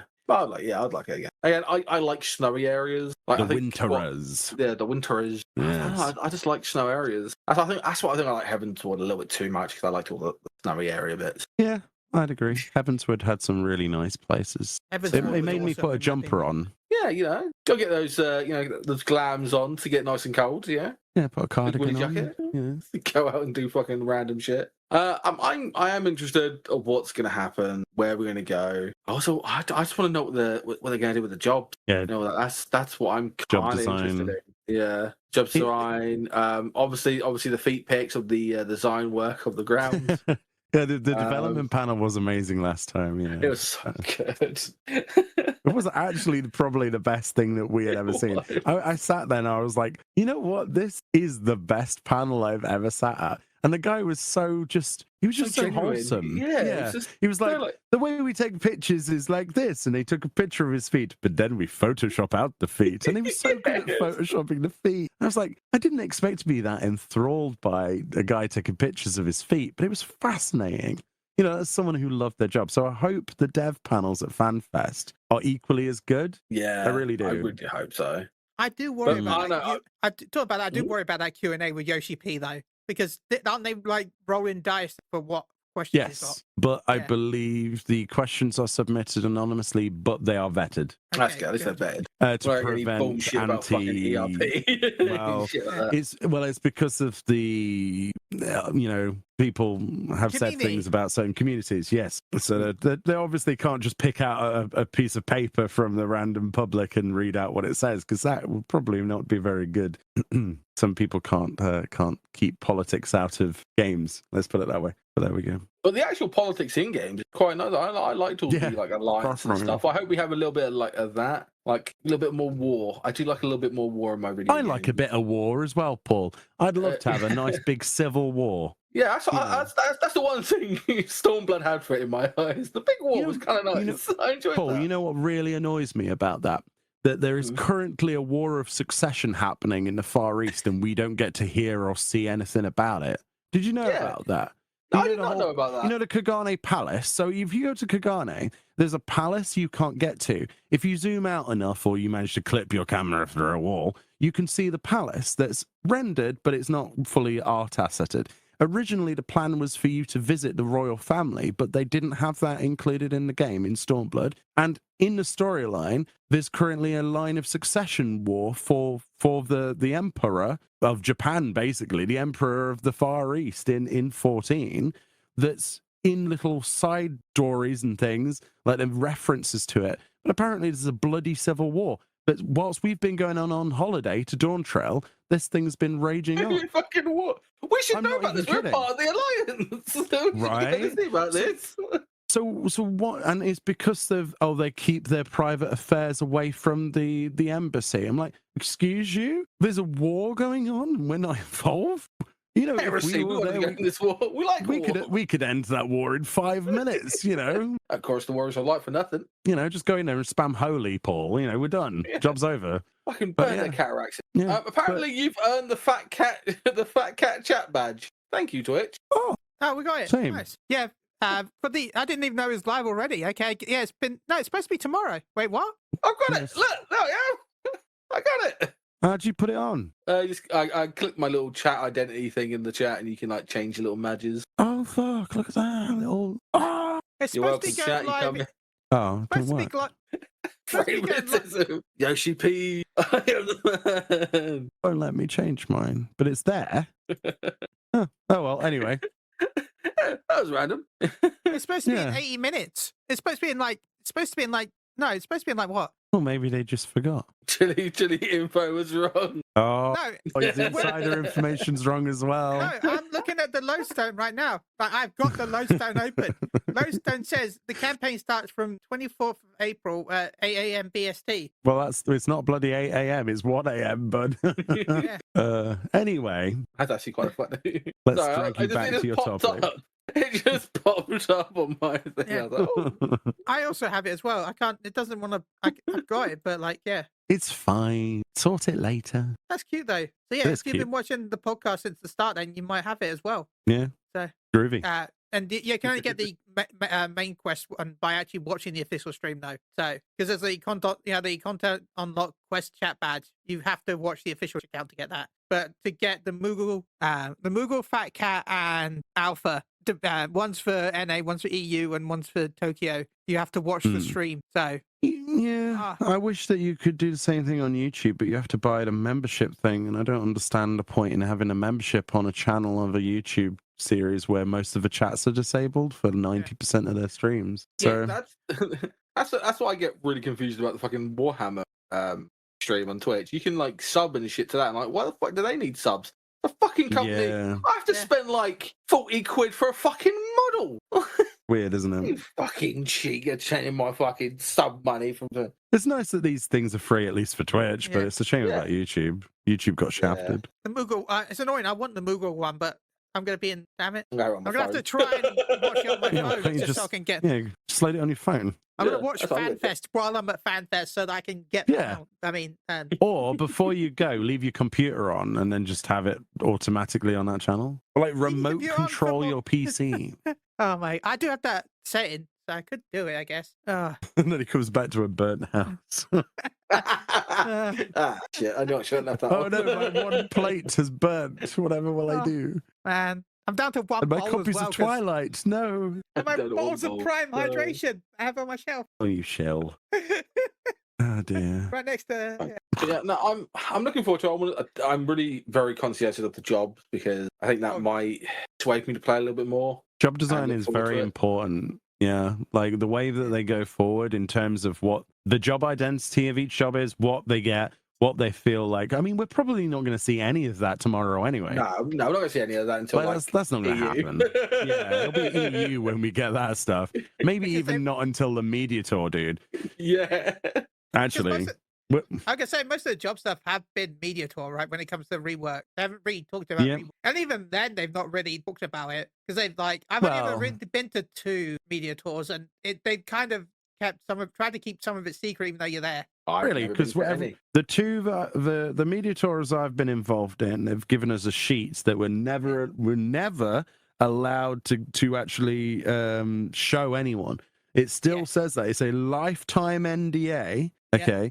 And that sheet has all of the job abilities on it and what everything does and their intention behind every single job. So there's actually write-ups that we can never read out of what their intention was for each job. But yeah, we do get well informed on that. Well, we do. I did. Yeah, well, I didn't that much, but I think I've only ever. I actually have been to. Which one did you go to? Actually, I only did the digital one. Oh, the digital one. Ah, right. Yeah. I haven't done any chat. Just so you guys know, I'm not that important. But my issue with the digital one was the fact that they decided to put me on the NA one. Oh yeah, I forgot you said that. Yeah. So I was connected to the NA servers, which are connected to Japan. Yeah, so were ours. Ours were connected through London to Japan, which was pretty laggy, but it was still fine. You could do the rotations and stuff. There was nothing hardcore to fight anyway. Yeah, don't worry, chat. I'm one of you guys. I'm just a viewer. I'm just a bypass. It was bystander. Yeah, so usually it's media tour when we get any information about that stuff. So and then they usually do their own job action trailer. Yeah, I think that's what I really look forward to. Job action trailer should be Tokyo time. Yeah, it should be. So yeah, that's usually the timing. Because it's after the media tour, and then there's a press release, and then there's the Japanese thing, and then they have the job action trailer, right? Or just before that, or after it. Yeah. So tomorrow we're gonna get. The media tour was after Japanese FanFest. God, I can't remember. Probably. Yeah. Yeah, you're right. Probably. Is there even going to be a media tour? Ooh, yes, there is. It was mentioned. Yeah. Oh, that's good then. Yeah, and the Famitsu interview, he let slip about that as well. But yeah, so tomorrow we're going to get job announcement, at least a job. I didn't think there was going to be any jobs, but apparently job announcement. And I don't know, main feature set, I guess. But they did say like more than normal for North America in the Famitsu interview, which is weird. Yeah, and anything is better than what they had before, right? Here's the expansion title. It's called blah, blah, blah. That's it. That's all we're showing you. Whereas tomorrow we should get blah, blah, blah, job reveal, and then... Because their problem is they can't really show a trailer, because if they show a trailer... But won't that spoil 7.5? That's what they said. They said it was part of... In the where's the bloody Famitsu interview? I'm going to have to read this again, aren't I? But effectively, let me just paraphrase it. Citation needed. But effectively it was, they see FanFest Day 1 as MSQ Day 0, which will make people think, why are they showing this already and we haven't even got 7.5? So he's calling it, he is calling it the MSQ patch part 0 is going to be the trailer. Yeah, I don't like that. I really don't. I remember. So we're going to see the future before we get there. Yeah, I don't like. I really hate that. Yep, 3-part trailers, presumably again, each one of them being adjusted and changed with Sokun, etc. Right, they're always good. Part 1 tomorrow. Yeah, but it will be very spoilery. So if people are watching your chat right now and going, oh, I haven't finished, Dawn Trail, or if you care about it, maybe don't watch the Keynotes trailer. Yeah, we've got some people in my raid group that haven't even got to Stormblood yet because they want to catch all the fish before they get there. What? Yeah, but to be fair, they're not going to remember anything by the time they get to Dawn Trail. Much love them, by the way. They're wonderful. Seriously. Blitzballer for the win, am I right? Yeah. Okay, I really want Corsair. But Corsair? Second, I want Corsair. But nice. Blitzballer, I'll take that as well. That'd be quite fun. People mentioned Songstress, and if there was a Songstress, I think that would be something I would like. What the fuck is the bar? It's throw Bard in the lake. I don't think it would be, but I'll be honest, I would become a Songstress. I'd like to be dancing Yuna as well. Like a spell slinger. What can I do for you? Spell singer. What can I do? I can't hear you. What can I do for you? I mean, why did you choose the worst of the songs from that? Why did you choose Real Emotion? You could have chose 1,000 words, but you sang Real Emotion. Disappointment. Because it's easier for me to do. Yeah, I would feel like Songstress would be a fucking support class, and obviously it's not going to be a support class, but it's going to be a... They'll just make it something different with the same name. By the way, McLeod in chat had autocorrect, and it autocorrect them to Bard and Congress instead of... I like Congress, actually. That's sick. Yeah, Congress, that does sound a good one. But with, if it was a Songstress, but it actually had your, character, yell and do like that, I would be down for that. Yeah. A powerful move is just I'm like, okay, I like it. And just roaring at people. I would like that. But if Songstress gets announced as a job at NA Fanfest tomorrow, I will cosplay as Yuna at EU Fanfest. There you go. I would probably put me on a watch. You're gonna have to get some clean underwear then, Chili, for that, because you can see her underwear in. The question is, why would I not have clean underwear? No, I mean lacy, the clean underwear. She wears lacy panties. I will do it. Okay. I don't know if I want to see that, man. Yeah, I don't know either, mate. I don't know. I don't even know. At least have a shave, looks like. If you have a shave, maybe. Shave. I shave, yeah. He doesn't have his legs. My legs aren't even hair anyway. I don't grow hair on my legs, really. I suppose you can cover it with tights. No, I don't really have legs. I don't really have leg hair. You don't have legs, is what you just said. I don't really have legs. Chili, I found that really offensive. Thank you. No, you've seen Paul that I don't really have leg hair. It's Final Fantasy II's Mermaid Village, everyone. I don't have legs. Amazing. Oh, it's this girl. So I was wondering who it was. What, Yuna? You know Yuna? Paul hasn't really played anything for 13. Oh, 13, 15, and 16. Yeah, Paul, you know I don't have much lug hair, right? What the hell? Why lug? Paul? What the hell's a lug? Lug hair? If you go with leg hair, yeah, he doesn't have a lot of leg That's hair. what happens when he lost part of his leg. He calls it a lug now. His lug. Well, I don't have much of a leg, but I have a bit of a lug. It's like a fisherman or something, like with one of those wooden. Oh, she had like 2 guns. That's pretty sick. Oh, that's 10-2. Yeah, which is the better one. Oh, but she looks a lot cooler than whatever the fuck she was in there. Yeah, 10-2 is the better one. Yeah, the first one, she was just a summoner, and she was depressed the entire game. And now she's got the fucking, the double gap, she's going... And 2 is one. Sign me up. If that is songstress or whatever, I'll take it if she's got double gats. Yeah, songstress. But... No, I thought songstress did have guns. Sting a little bit, sting a little bit, Just doing K-pop demon hunters while shooting people. That's all I've got in my head now. That was see her rolling. They hate it. The fit check from a napalm error. Shoot. That was done. Pulls out a fucking minigun. Oh, for goodness sake. Anyway, what other jobs? I would be fucking down for that. Just get let me just get up my minigun. Fuck you, machinist. My better. What about necromancer? Possible? No. They said it's like. I don't think it'd be too dark, right? But why is it in a court crescent then? Oh, I don't know about one. Yeah, because the icon for necromancer is in a court crescent for the next patch. Patches. Square Enix, hypocrite you are. Does that not mean that maybe it'll be really censored necromancer that doesn't have any dead things?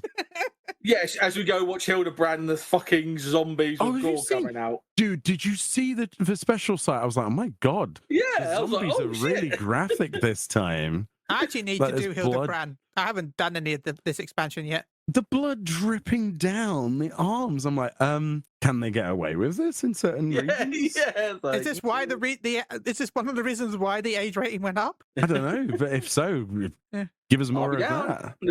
A zombie apocalypse, mate. Go for it. Let's go. Sorry, I get distracted by the fact that we got the real Sid, aka the Oglop, in the second screenshot. Oh yeah, Oglop. But the Oglop is not an Oglop. Spoilers. Okay. Yeah. Well, the Oglop wasn't an Oglop in 9 either, remember, because it was technically correct. Yeah. I know I'm getting my hopes up, but I know it won't be Corsair unless they make it like a rifle and not a pistol or scabbard. Because we already have Gunbreaker, we already have Machinist. The Machinist has kind of got into the more. It'll be a musket, won't it? Yeah, but like some sort of musket. Even if that is cool, because then I can like dress up as like like an English like. An English what? There's this guy on like YouTube or whatever, and he's like, he dresses up as like old British soldiers. You mean like a beefeater? You've been liberated or some shit like that, and I'm like, oh, what kind of autism do you mean the beefeater costume? The big black hat. Oh my! Yes, like a royal. Yeah, it's called a beefeater. Yeah. I was like, I want this. He's so stupid. Isn't that impersonating a member of a crown and treason? I think so. Yeah, okay. He's I'm pretty sure there's some legality in that. To like the tank museum in fucking Dorset. I'm like, why the fuck are you doing that? Yeah, he might not be legally able to do that. Yeah. Moving on a little bit, I guess. That's funny. Ocean fishing. Also, we're getting some stuff for that. Ocean. You're going to move on to ocean fishing. Like, Fanfest to ocean fishing. Hold on a minute. We're all hyping Fanfest, and Chili's like, oh yeah, ocean fishing's got Radzat Han involved in it. That's about it. Oh, has it? Oh, that's quite nice. I like Great topic, Chili. Great stuff. Right, on the other hand, it's a map increase. It looks cool, but I don't really think there's anything else to it, right? It's just Radzat Han in the background watched you fish. If they don't give us any more mounts on minions, I don't fucking shit. To be fair, a lot of people think the same way, Paul. If there's nothing other than, oh, look, it's a new map, I don't think people will really give two poos about it, really. They need to add something. Give me a dolphin mount. Oh my god, yes, please. Oh, Amber says, so don't I could be like the dolphin from Seven. Amber talks nonsense. Don't listen to Amber. Amber's sweet. Amber's a sweetie. Phew. Says someone who's not spent half an hour talking to Amber in a voice chat before. How you doing, Amber? I think we're going to have to see a new complete weapon. I do hope one is a musket or like some sort of sniper class. I'll be down for that. That'll get me hyped. I will play that. 10 out of 10. What if it was a combination, like a weapon that transformed between a musket and a sword? Similar to Red Mage, but not. A sword skit. People would have to be worried about me. And my score. So like you did like let's say you have like a sniper position and you go bang, and then you like slide on the ground in, and then as you're doing it, the animation like in slow motion transforms the sniper rifle into 2 pistols, and then you go akimbo for close range, and then when your cooldown's up, you jump back out and then do a flip midair, and then it transforms to a sniper rifle for when you land and you take a shot. That would probably get me a bit moist. Yeah, that would be cool. Yeah, like that would be the cool. Action job. You know what I mean? Yeah. Like if the last it's high action that requires you to be actually like pressing buttons and not have a simple rotation, then yeah. Make it so that each time you press a button, like your gun either fires or like you're pressing the reload switch, or like everything is mechanically bound somewhere. So like one's a kick off the floor, and then when you're midair, you can do the other combo to reload and stuff. I don't know. That'd be pretty good. Like it's like it could be like a grappling hook as well. It can get you a skill in and stuff like that. Oh my god, that'd be sick. See what I mean? Because then it's not just Corsair; it's Corsair Plus. It's Corsair on drugs. Yeah, it's not Corsair; it's Gunman. It's Dante from Devil May Cry. Yeah. I think they could do a lot of it, but obviously they'd have to give some love to Machinists. I think Machinists are probably going to go more Met type. Yeah, hopefully I think they might do it where like Machinists can come one with Robot Queen and kind of like turn into like a big mech doing like some melee combos. Just give him a tank. Do that as well. Just give him a tank. Yeah, I would play that as well. If they gave me a tank. Tank mode enabled, and it's just like a World War II tank skin appears around. It's like a fucking artillery cannon. Fucking boom, boom. You become the tank. I'd be down for that. Machinist is just Transformer in 8.0. Hands a lot of robots. Jobs in disguise. I think they could have some interesting things, but I feel right now that the fighting system is just too bland for me right now to play. I don't find a job interesting anymore. That's how James feels, and he quit. Yeah, and I went to and now I'm playing Black Mage. I'm already fucking there. I'm going to be the next James, and I'm not going to be fucking back in the game. Yeah, I mean he is literally. He told me the other day. It was like depending on what they show over the next few live letters or not is whether or not I ever come back to the game, and and the Fanfest and stuff when we see stuff. Because he's still really like bummed out. There's nothing he wants to play the game for. There's quite a few people in my close sort of circle that have played for over 10 years that are like, nah, it's not as good as it used to be, and they're not really pushing anything forward. They're taking from us. So it's like that's their opinions. But... I only play on the weekend, and I only sit there and raid. That's literally it. I don't like when the raid tier came out. I made sure to cap, get all my good gear, get best in slot, and then that's it. Which is a joke as well. It's like so easy. The gearing process, I mean, we said this earlier. There is no hardness. Yeah, it's no like. I understand they want to keep it kind of like casual, like friendly. You can. Like your diehard people. Like, what the fuck they do? You can do both, and they've proven that they can do both. And it's scaling technology, but the reward system isn't there to back up the scaling tech. For example, with the deep dungeon scaling, Q40, etc. We've had the Criterion mode and variant mode with the scaling capabilities. The new Fork Tower that is also coming in 7.55 or whatever, right? With the new Court Crescent content, North Horn.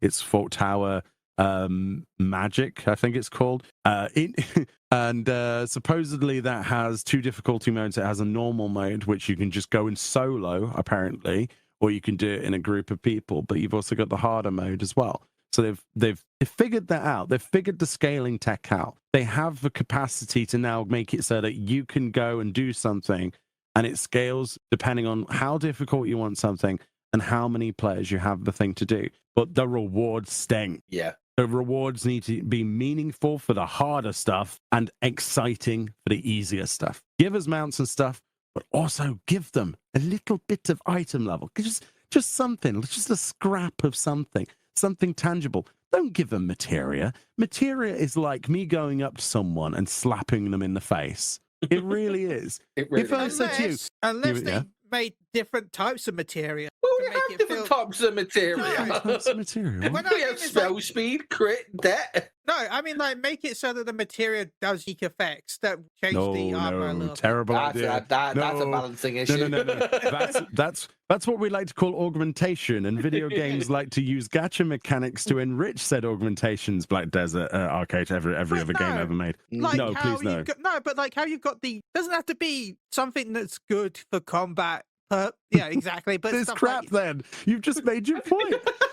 It doesn't have to be something that's good for combat. Well, like, no. Well, I mean, like how the relic weapons relic tools for Fisher and crafters have like special effects based on location. Yeah, that's for point farming. That's not actually they're not the best weapons. Yeah, but imagine adding something like that to make something feel more unique so it works in certain areas. Like to give you you can maybe get a specific material that once you equip it to a weapon, because who cares, it then adds a bonus effect while you're doing the Fort Tower or in Oculus Crescent or something like that. It's an interesting idea, Chili, but it's too complicated. It's a subsystem that doesn't need more things to complicate it. Materia as it is, I think, needs to be cut away completely and homogenized. I mean, they need to do what they've done with the dye system, really, with Materia. Just console.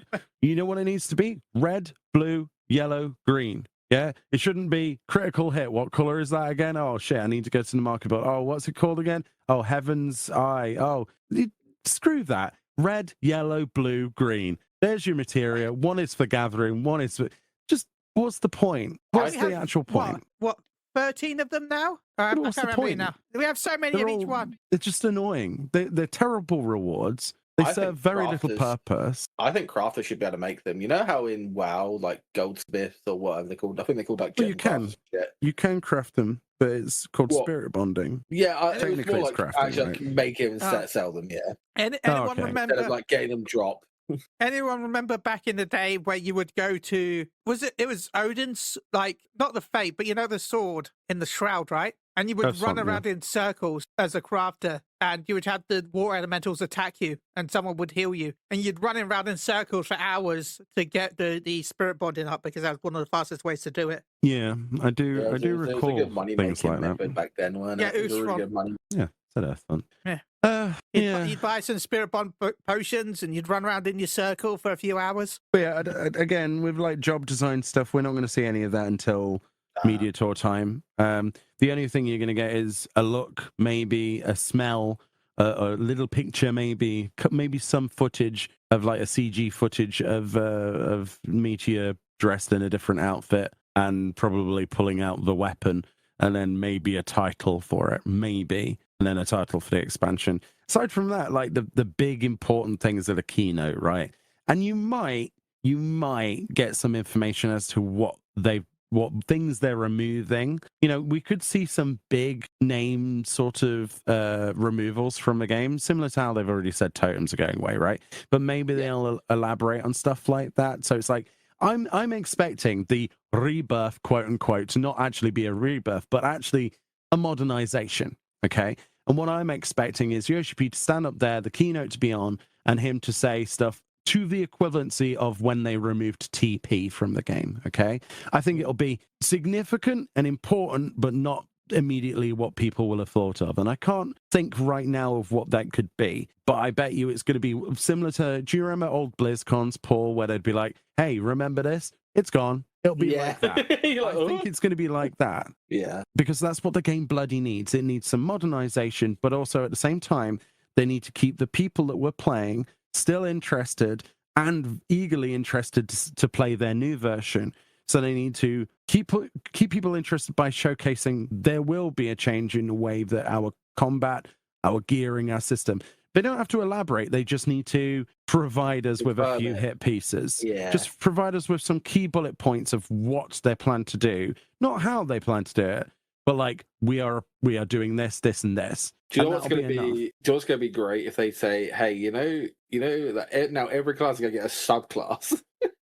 Oh my god! I would lose my fucking shit. I'm like, excuse me. To be honest, that might be what the game would need. Weirdly enough, it's like, your tanks now have a subspec where they don't. You say this, but you say this, and my first thought was that sounds like a nightmare. But my second thought was actually. Maybe this would be a way around getting around the homogenization problem by just giving people then more stuff if they want to. And then I'm getting flashbacks for 11. Subclasses. By the way, talk about what might have the job. I'm going to say, I feel like we're going to have to pay attention to Estinian if he's in the trailer. Why? What's wrong with him? Well, yeah, what's wrong with him? And where's this coming from, Chili? Yeah, Chili. What? The fuck? I was kind of left field. We haven't been talking about him. We were just talking about shit. You're talking about... I'm sorry. Chili comes back and drops another leak. Estinian's going to be the new job. Well, thanks, Chili, out of nowhere. He's not beating the allegations, Jay. He's not beating the allegations. If a trailer features Estinian using guns, then I'm going to send you a message. I'm going to lose my shit at Chili because we're going to be live when that happens, and I'm going to lose my shit. Just Estinian goes, I've had enough of these fucking dragons, and pulls out a gat. I've had enough of these dragons on my fucking plane. And it's just a gun with a Nidhogg high jammed in it. It's the Barrett 50 fucking cow. See? Non-binary said a lot of people mentioned Estinian, not just me. Yeah, but I don't trust people. But you suddenly trust me. Okay. Well, you seem to be dropping these random snippets of a new chaotic Estinian's the new job. What else? Yeah, they're gonna make Estinian look like fucking Dante from fucking Devil May Cry. That's what they're gonna try and do. Oh dear. As he's reloading, he just eats a bit of fried squid. Yes. Yes, done. Goes back in. Oh, nice. Oh my god, it's gonna be a gun lance class now. Wait a minute. Oh my god. Yes, Monster Hunter time. Yeah. We're gonna get all of the Monster Hunter guys back to play 14. That's gonna be great. Gun lance. It's gonna be gun lance. Oh no. Oh, but that would imply tanking though. Yeah. Which brings me to my subclass. By the way, shout out to Vicky. I miss her pictures with Estinian. I hope she's okay. It's been way too long to have heard from Vicky. Hope she's okay. Oh. But we should start wrapping up the podcast. We are getting quite late. Is it? It's about 1:30 in the morning. No, you can go for another 2 hours. Make your editing worse. Someone found Soken in a fucking store, apparently. Yeah. That's the chicken place. Yeah. He was there. No. This looks like a fucking 7-Eleven or something. Probably. Yeah. Show me the picture. I want to see. It reminds me of what you call it. Oh, well, yeah. Shit! It is literally a 7-Eleven. Okay. Fair enough. He's down the Oreo aisle. I can relate. Love Oreos. All right, okay. Man, have you tried those new McVitie's creamies? They're better, in my opinion. Wow, that is blasphemy, Chili. How dare you? Oreo forever. I do like a good Oreo. Do you take the top off and lick the center like I do? I do. Yeah, that's the way to do it. I sat there in the hotel on Monday, on Sunday night, because I went over to Sainsbury's and got 2 bottles of Pepsi, a pack of Oreos, and I think I got some Tanfastic. I sat there watching fucking, was it Violent Night on fucking Film 4 whilst eating Oreo. Amazing. I was like, nice day after doing some Warhammer. Just like, this is what I'm doing. So are you two restreaming the entirety of Fanfest then, or just parts of it, or what? Probably the key spokes, because I'll be very knackered because I've got to rush home from college tomorrow. Okay, yeah. Watch it. So... I'm gonna have to get start working on the articles for Monday probably. What articles? Oh, to do with Fanfest. Yeah. Oh. So yeah, I will be busy afterwards. So yeah, we're just doing the keynote. I'm surprised they don't expect the same day delivery of the articles, because the guy I hung out with, I don't think I could say which publication, but he was telling me for his online magazine, he had to submit his article within 2 hours after the keynote.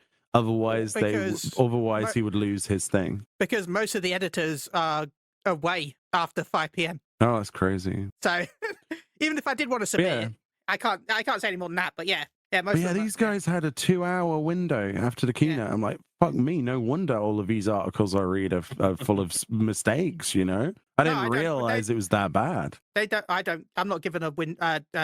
Like, I try to get the same day at least. But I tried to get it the same day if I can, as long as it's between the windows of So yeah. I've met some really interesting people over the years that I probably shouldn't have met, that I was in the same room as. And yeah. they've all been very damning on the press side of things. I've always wanted to go into it, you see.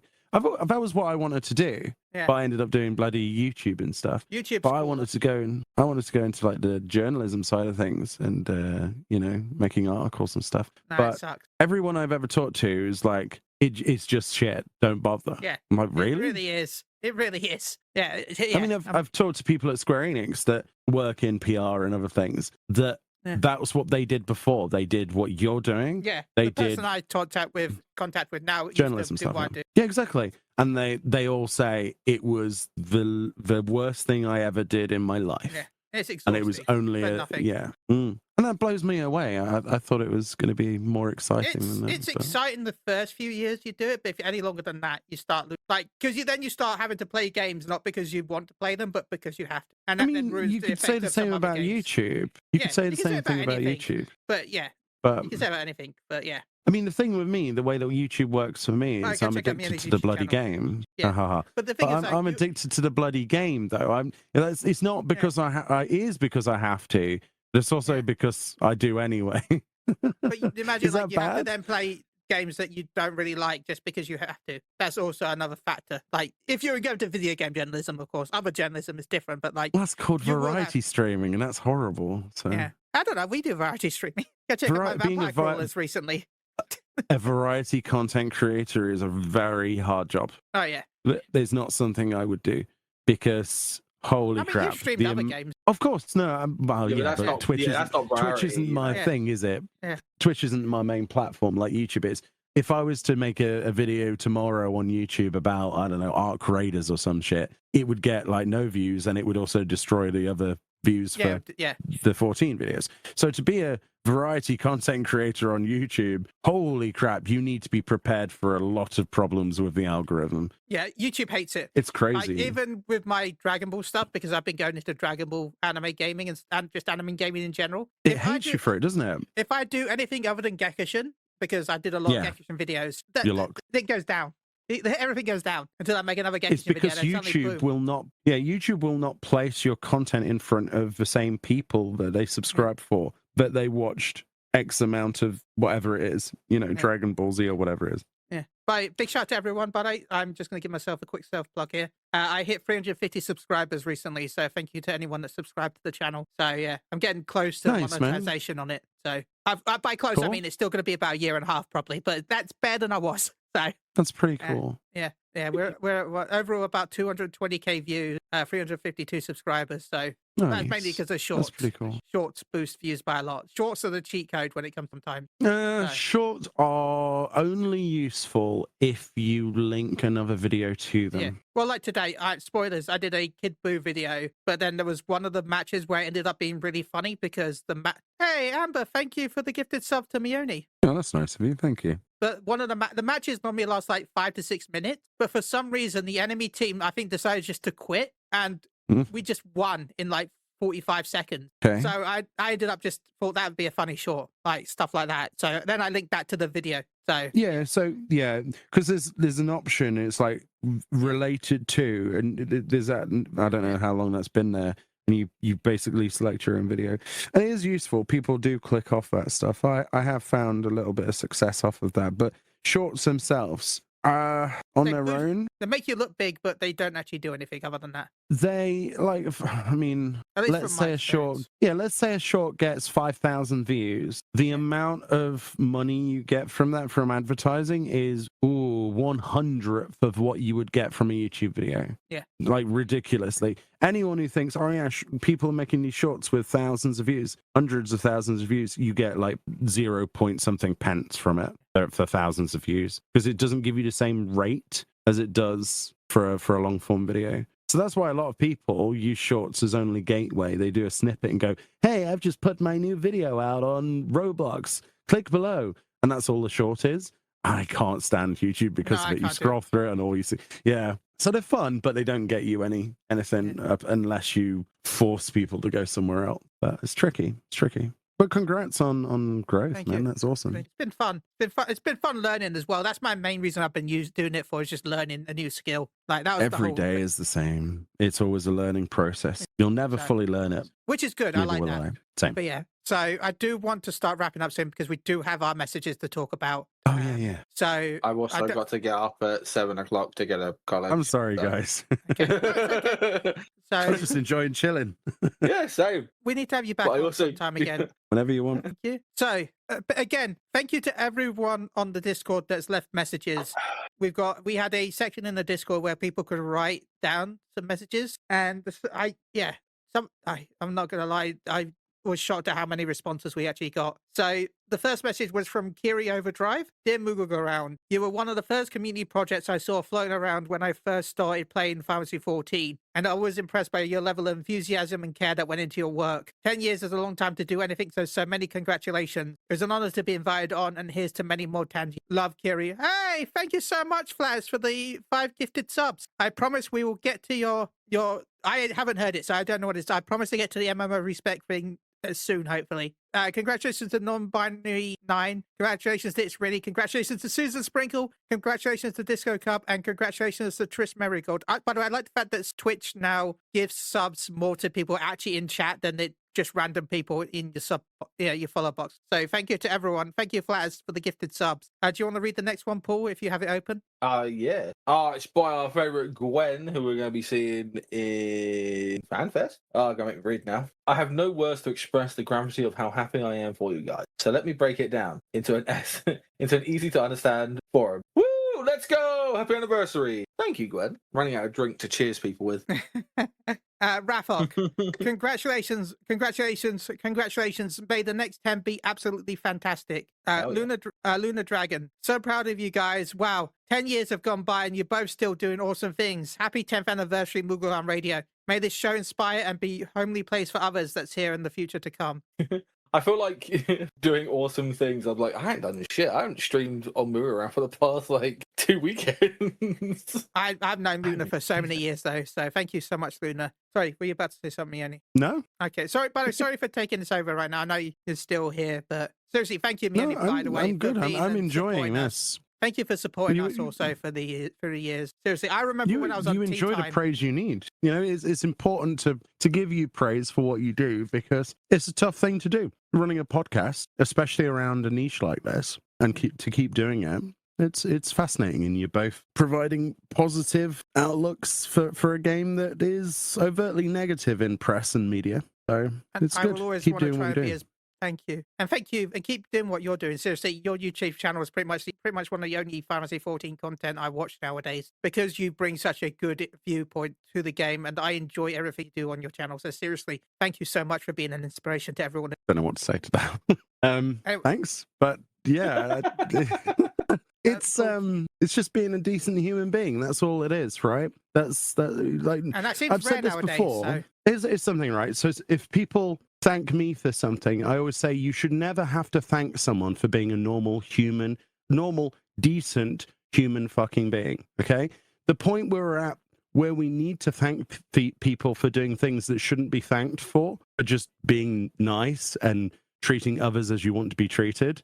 Shouldn't be something to celebrate, but we're at a point in this climate, in this reality where that isn't the norm, and it's sad. But I take it as a compliment, but at the same time, yeah, the world should do better, dude, because there should be more people that try and promote things they're actually interested in and try to be grounded about it. But so far, all I've seen is people try to capitalize off of negativity, and yeah, it's a sad reality. It really is. So yeah, you guys, you need to keep doing what you do because it's important to have a positive outlook when everything else is so shit. So. Paul, do you want to read the next one with Mogni? Who are we on? Okay. Congratulations for your anniversary, Chili and Paul. For many more years of success for MGR and the cozy community both of you had built keeps growing. Thank you. We do have an audio for Basil, so we're going to keep that till the end because we've got two audios, one from Emma Respec and one from Basil. So we'll keep that to the end for now. And yeah, I don't know how to play in Discord, so we're going to have to play on stream, and I'm hoping it's going to work. Please work. We've got one from McLeod. Congrats to Paul and Chili on their 10 years of Moogle Radio. No worries, get some rest, Wobbsy. Thank you so much. And Hype Train was successful. We got a level 2 Hype Train. So thank you for the support, Flyer. So thank you to everyone Thank you for everyone. Seriously, thank you for the love today, everyone. McLeod, congratulations to Paul and Chili on their 10 years of Moogle on Radio podcast. They've been fun, entertaining, chaotic, and lovely pair of people I've listened to and raided with. I wish them both the best of times and honoured to play a small part with. Thank you, lad. Paul? Don't forget, KK, you are part of this community now because you are a mod, so... Yeah, Paul is one of... yes, I am one of the mods. You are correct, Chili. I am. Oh my god, I'm getting tired now. McLeod is one of our mods. And I have the fat get Fanfest. Yeah. John is dead. Congrats to Paul and Chili for a decade of work. Here's to 10 more years. Keep up the great work, guys. You're a treasure. I enjoy doing PvP with John is dead on a Thursday. In fact, they're probably live right now doing PvP. No, they're not. They're cancelled. No. Oh yeah, they're cancelled because of FanFest probably. Yeah, because makes sense. Do you want to? I'm Ace the Gamer. Congratulations on making it 10 years. Wishing both Paul and Chili more success in the future. Can't wait to see what's next. Same. Dr. John, do you want to go with the next one? I'm scared of what's next. Next is a Fansly with Chili, I think. Oh God. Only flans. Oh, that's right. Yeah. Next is he's dressing up as a bloody songstress, as far as he knows. I mean, as long as if it's announced, I said it. Not going to be. No. You said you were just going to do it anyway. I can't pull it off. Oh dear. Right, we've got Dr. Deliciousness. Happy 10 years of MGR, guys. Always an enjoyable listen. Looking forward to your continuing antics. Yeah, same. Is that your stock response? Yeah, same. Same. Happy many returns. So glad to have found you and to be able to call you friend. Hope the next 10 years will just be as wonderful and amazing and enjoyment of a wonderful journey together. I'm looking forward to also meeting Chris at FanFest. So yeah, it's gonna be good.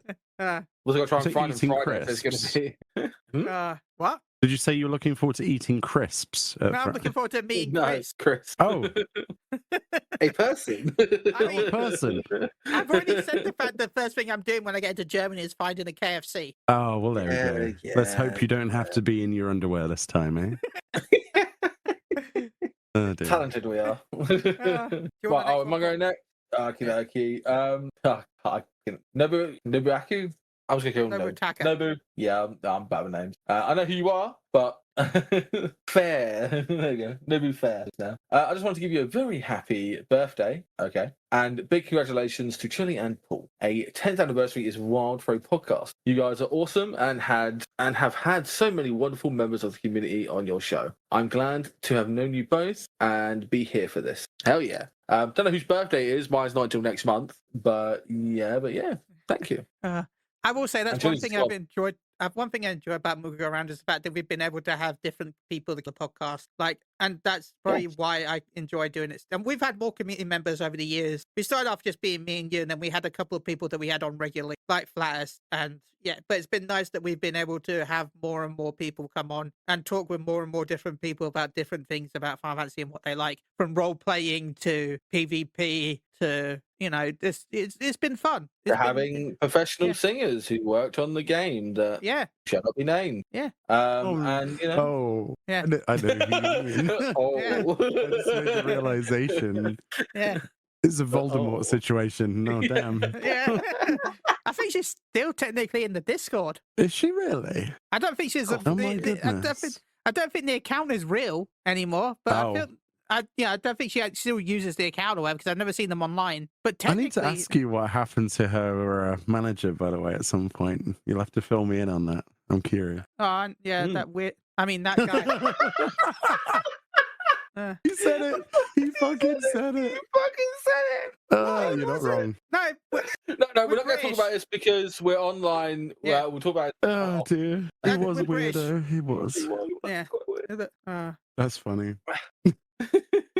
Anyway, let's move on from that to I'll be honest, this message, Luminous Wolf, 10 years, man. I've probably been listening on and off for 8 years when I found you guys through LBR and Fusion's podcast, A4I Radio. That hit me hard. I'm not going to lie, that part hit me really hard because Limit Break Radio and Pet Biscuit Alpha were some of the first ever podcasts I ever listened to. Like, the hosts there are people that even nowadays, even after all I've been doing podcasts, I want to have 1% of their skill. Like LBR, they are some of. I got to be at an esports arena in Vegas doing a live podcast in a giant pyramid. Like experiences like that I got to do thanks to LBR. Like LBR was incredible podcast, and I though I don't really talk to many of the hosts nowadays. I know I've talked to a couple of them over the time. In fact, I do D&D with one of them nowadays. But LBR is when I think of Kings of Podcasts and Final Fantasy, they are up there. Like I cannot praise and thank them enough for everything they have done. Like seriously, they are my inspiration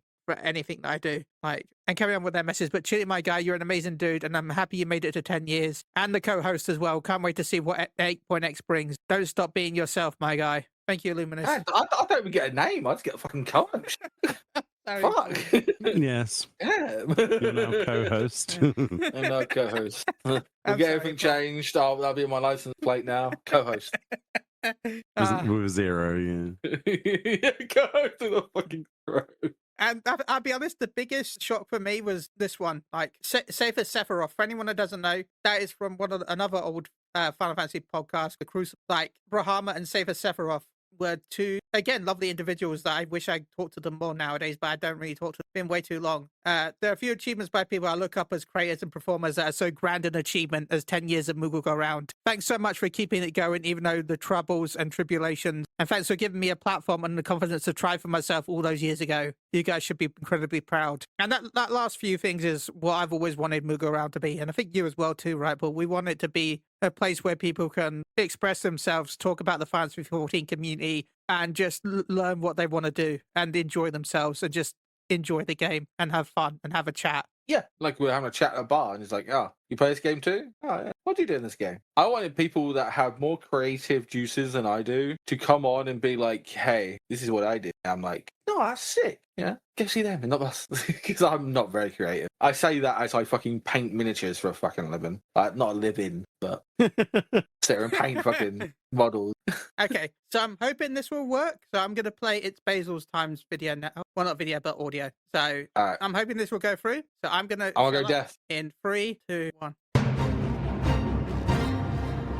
Hey, folks. Basil here from the Carbuncle Chronicle, your podcast for everything awesome in Final Fantasy XIV. And you know who else is awesome? These guys. Chili, Paul, congrats on making it 10 years, now plus, of Moogle Go Round Radio. You have been with us for so many expansions, so many patches, so much talking about Final Fantasy XIV, food, and travels, and Warhammer, and Dragon Ball, and, well, all sorts of things about Final Fantasy XIV, and then getting off topic. Didn't remember, oh right, we were supposed to be talking about Final Fantasy XIV. You are both such lovely gentlemen, and it is an honor and a pleasure to have gotten to know y'all over the years, and I wish y'all nothing but the best and so many more. Congrats once again on 10 years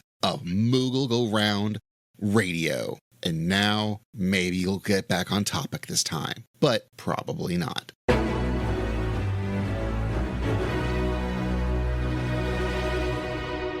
Thank you, Basil. That was lovely. I mean, he's not wrong. I do like going off topic, but it's like, again, that's why I liked having the podcast for. It was like, we talk about Final Fantasy, but then we actually talk like one-to-one with, the guest and be like, oh, we've had this in our lives and stuff like that. Sort of relate, yeah, there's a topic. There's a topic. It's like, is there a topic in day-to-day life? Fuck yeah, it costs a lot in a shop and it's got less nuts in it than it did in the 90s. Yeah, it did. Unfortunately. I mean, I'm not going to complain about that. I'm allergic to nuts, but so remove all of them. And yeah, true. No, more nut. Just don't eat it, Chili. Yeah, just don't eat it. You can smell it. You can't eat it. Well, no, because it could be like nut particles. Yeah, I can. Yeah, no. Smelling is going to be bad. But we do have just a couple wear one more... like a mask and smell it.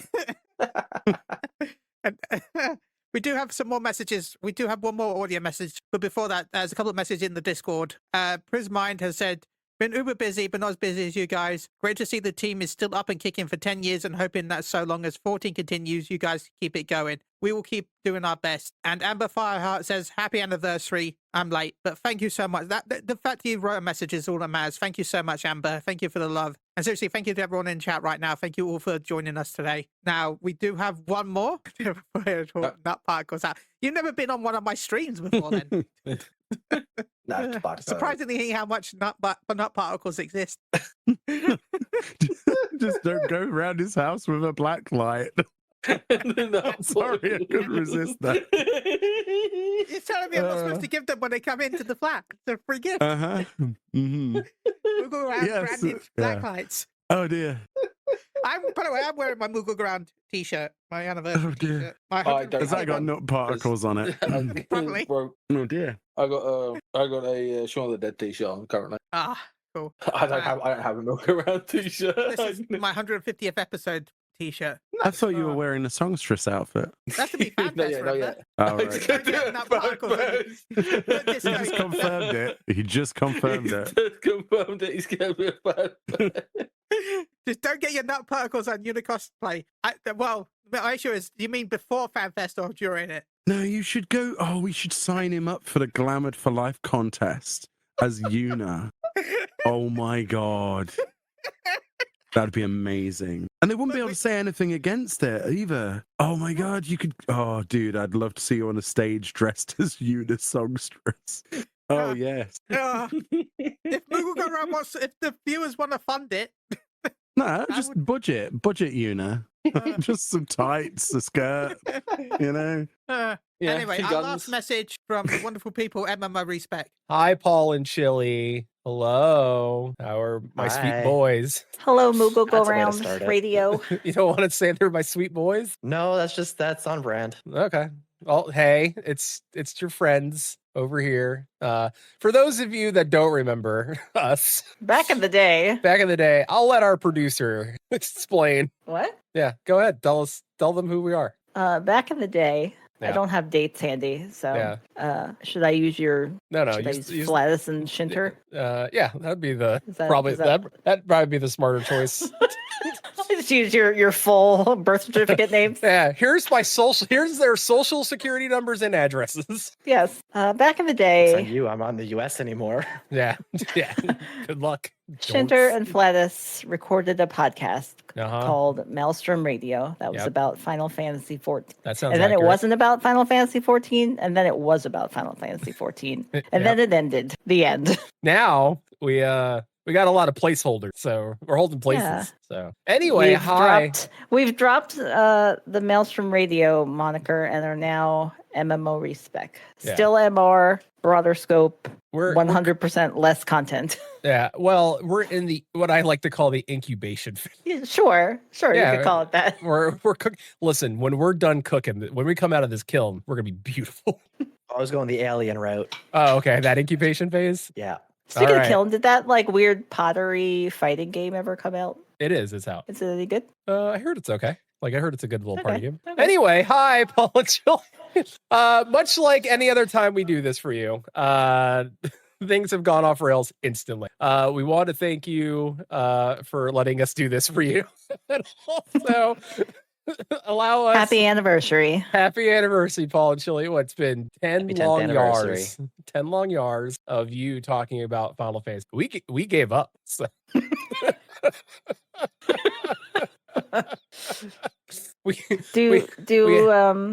Flash, are you the only one with an active sub right now?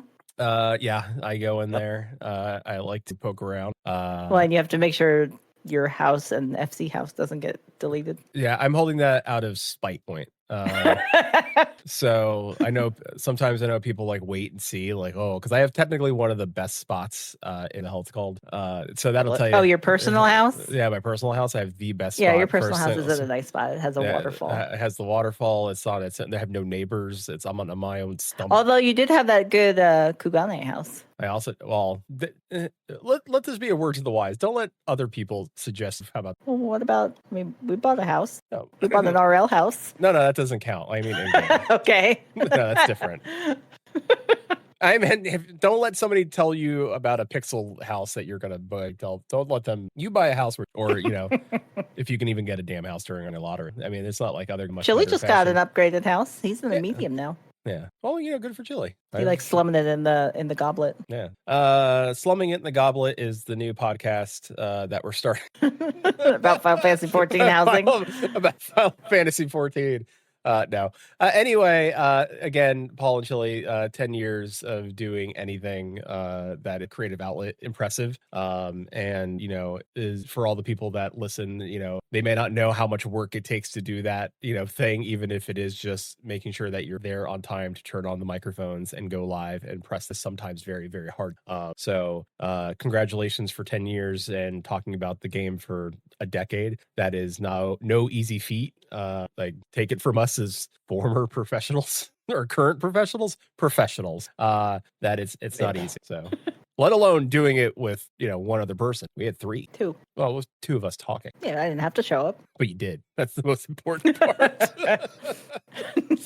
Yeah. So anyway, all that to say is, first of all, thank you for letting us shill a former podcast and a current podcast that's in the incubation phase. And 3, you could still find our content on YouTube, MMO Respec on YouTube. If you want to hear an angry Hispanic best friend. And a polite Canadian man. Yeah, they said my best friend. No? Maybe? I guess Shitter's not your best friend. Or we lost him. He's gone. I had no comment either way. I was just waiting for you two to sort this out. Okay. We still got it. That's what we're saying. So, yeah. If anything, this is a litmus. I'm not sure what we got, but we got it. Yeah, this is like a content test for Grandpa. Would you all be interested in listening to this? No, thank you. Yeah, please. We did it the first time. We don't think we want to do it again. Don't worry. The new thing may or may this not. Is when be you just you. cut it off mid-sentence. Yeah. Anyway, what do you do with, is it like the wedding anniversaries? What's the 10th wedding anniversary? This is books for them? What is this? Diamonds? Oh no, is it diamond? We ain't rolling big like that. Diamonds or what else? Diamond weapon. Yeah, diamond jewelry. Okay, that's it? Well, my search also said tin or aluminum. Okay, cool. Okay. All right, perfect. We're going to get you aluminium hats. for all the the deep thoughts you're gonna have for all the theorizing. Fanfest. You're gonna all the whodunits and what it could be and Asian Mark. Who knows? So look for those in the mail. We're going to mail them out to your PO. What do they have over in the UK? Chili has a shrub that he gets his mail. Yeah, Chili's going to check. That's right. That's fair. Chili's going to check the shrub where his mail is delivered and where it's thrown into and then kicked. Yeah, and spat upon. And Paul, don't worry, yours will be in there as well. Paul's mom will get his mail. Yeah, it's true. Also, hi, Paul's mom. Hope you're doing well. Cool. Sorry we ended our show. We know you're. I don't know what she's gonna listen to on Mondays going to work there. Anyway, so congrats and smoochy. 10 more years. Hugs, kiss. All right, Quentin, get us out of here. How do we get out of this? You can find us on. No, I'm not going to go through it. I have long since forgotten the spiel. Could you have even done that spiel without thinking about it? No, not anymore. I've forgotten it. Aww. I felt like that would have been a really good way to end off, but congrats, guys, and we'll talk to you soon. Yeah. Bye.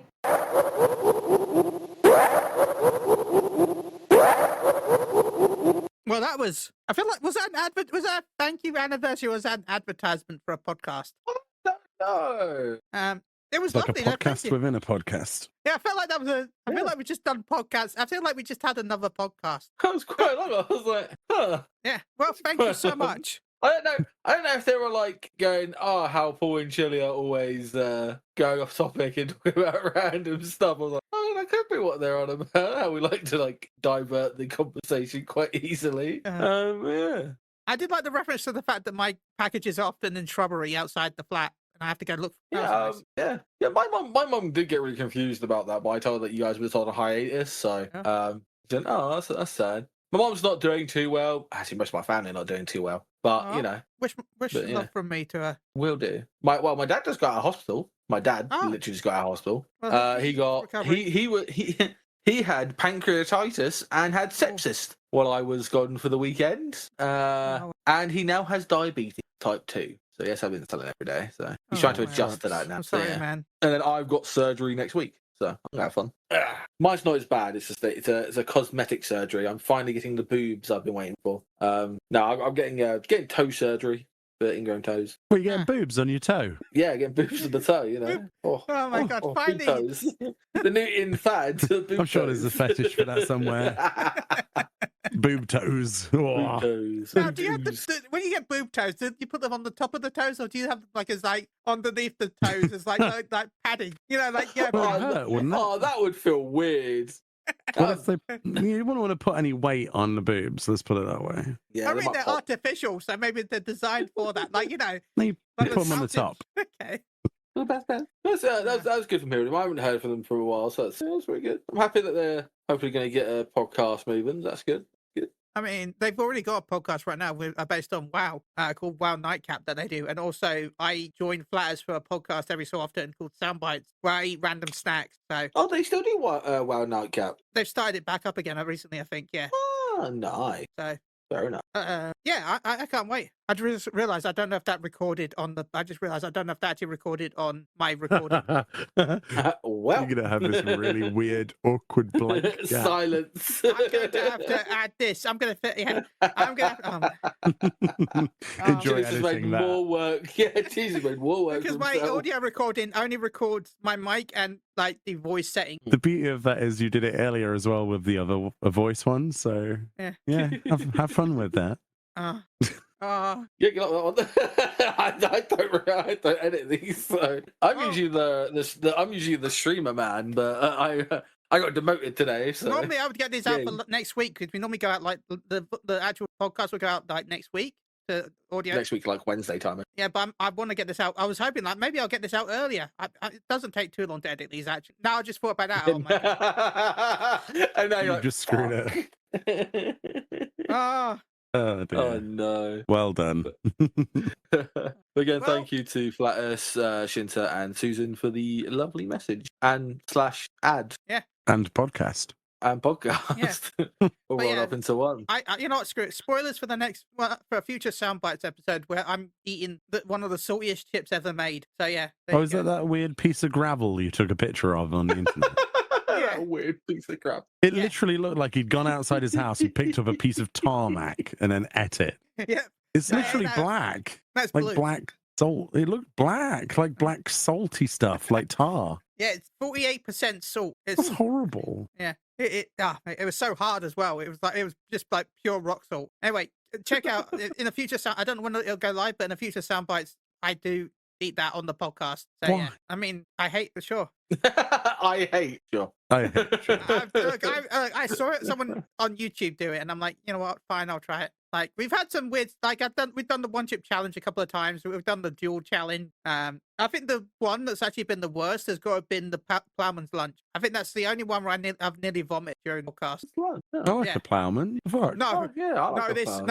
This was one of those bagged Plowman's lunches, you know, that you can find. Like it was like in a plastic bag of like, it was it wasn't my lunches. But like the onion was like, I don't know what I don't like onions as it is, but the onion was like something that I'd probably enjoy that. What the heck? No, you wouldn't. I don't think you would. I'm gonna see if I can find it. But again, thank you to everyone that did send us some messages, and thank you for the nice kind words on the 10th anniversary. Question. Yes. Why have they made the chat badge have no transparency? I've just realised. I don't know. Yeah. That's really triggering. Yeah. Oh, sorry. Out of nowhere. But the Fat Cat chat badge that we got for this podcast for watching it, they haven't put a transparent background, so it's got this ugly black border. Yeah. What? I don't Why like have that. they done that? That's horrible. That's kind of annoyed me now. I'm gonna put in show stuff so you can see what it is. That's what I tried. Yeah, I'll do that. Is this? Oh, it's British. Oh, pickled onion. Oh, dude. Oh, that would have been delicious. It was not delicious. No. Cheese cream crackers. Oh, and pickled onions. That's making me salivate. Oh, At 2 a.m.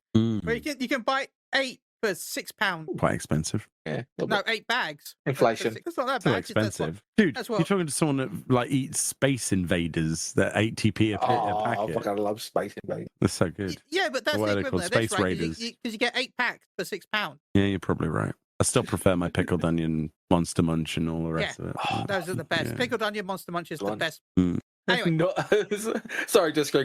Still not as salty as some of the mains. Okay, fair enough. That's true. But unfortunately, people might want to check on Black Mage mains. Okay, they've been cooked for a long time. And Dragoons. And Dragoons. And most people actually. You know what? And Dark Knights. Yeah, Warriors. Yeah. Warriors are fine. They're fine. Now monks are fine. They're just being petty. At least they have a working job. That's fair. Well, Mione, shout outs and where can they find you? Mione on YouTube. It's Mione on Twitch, and I guess social media. It's Mione. Yeah, just type my name in MEONI. You'll find me, or you'll probably find videos that are calling me a shill recently. Yay! What? Yeah.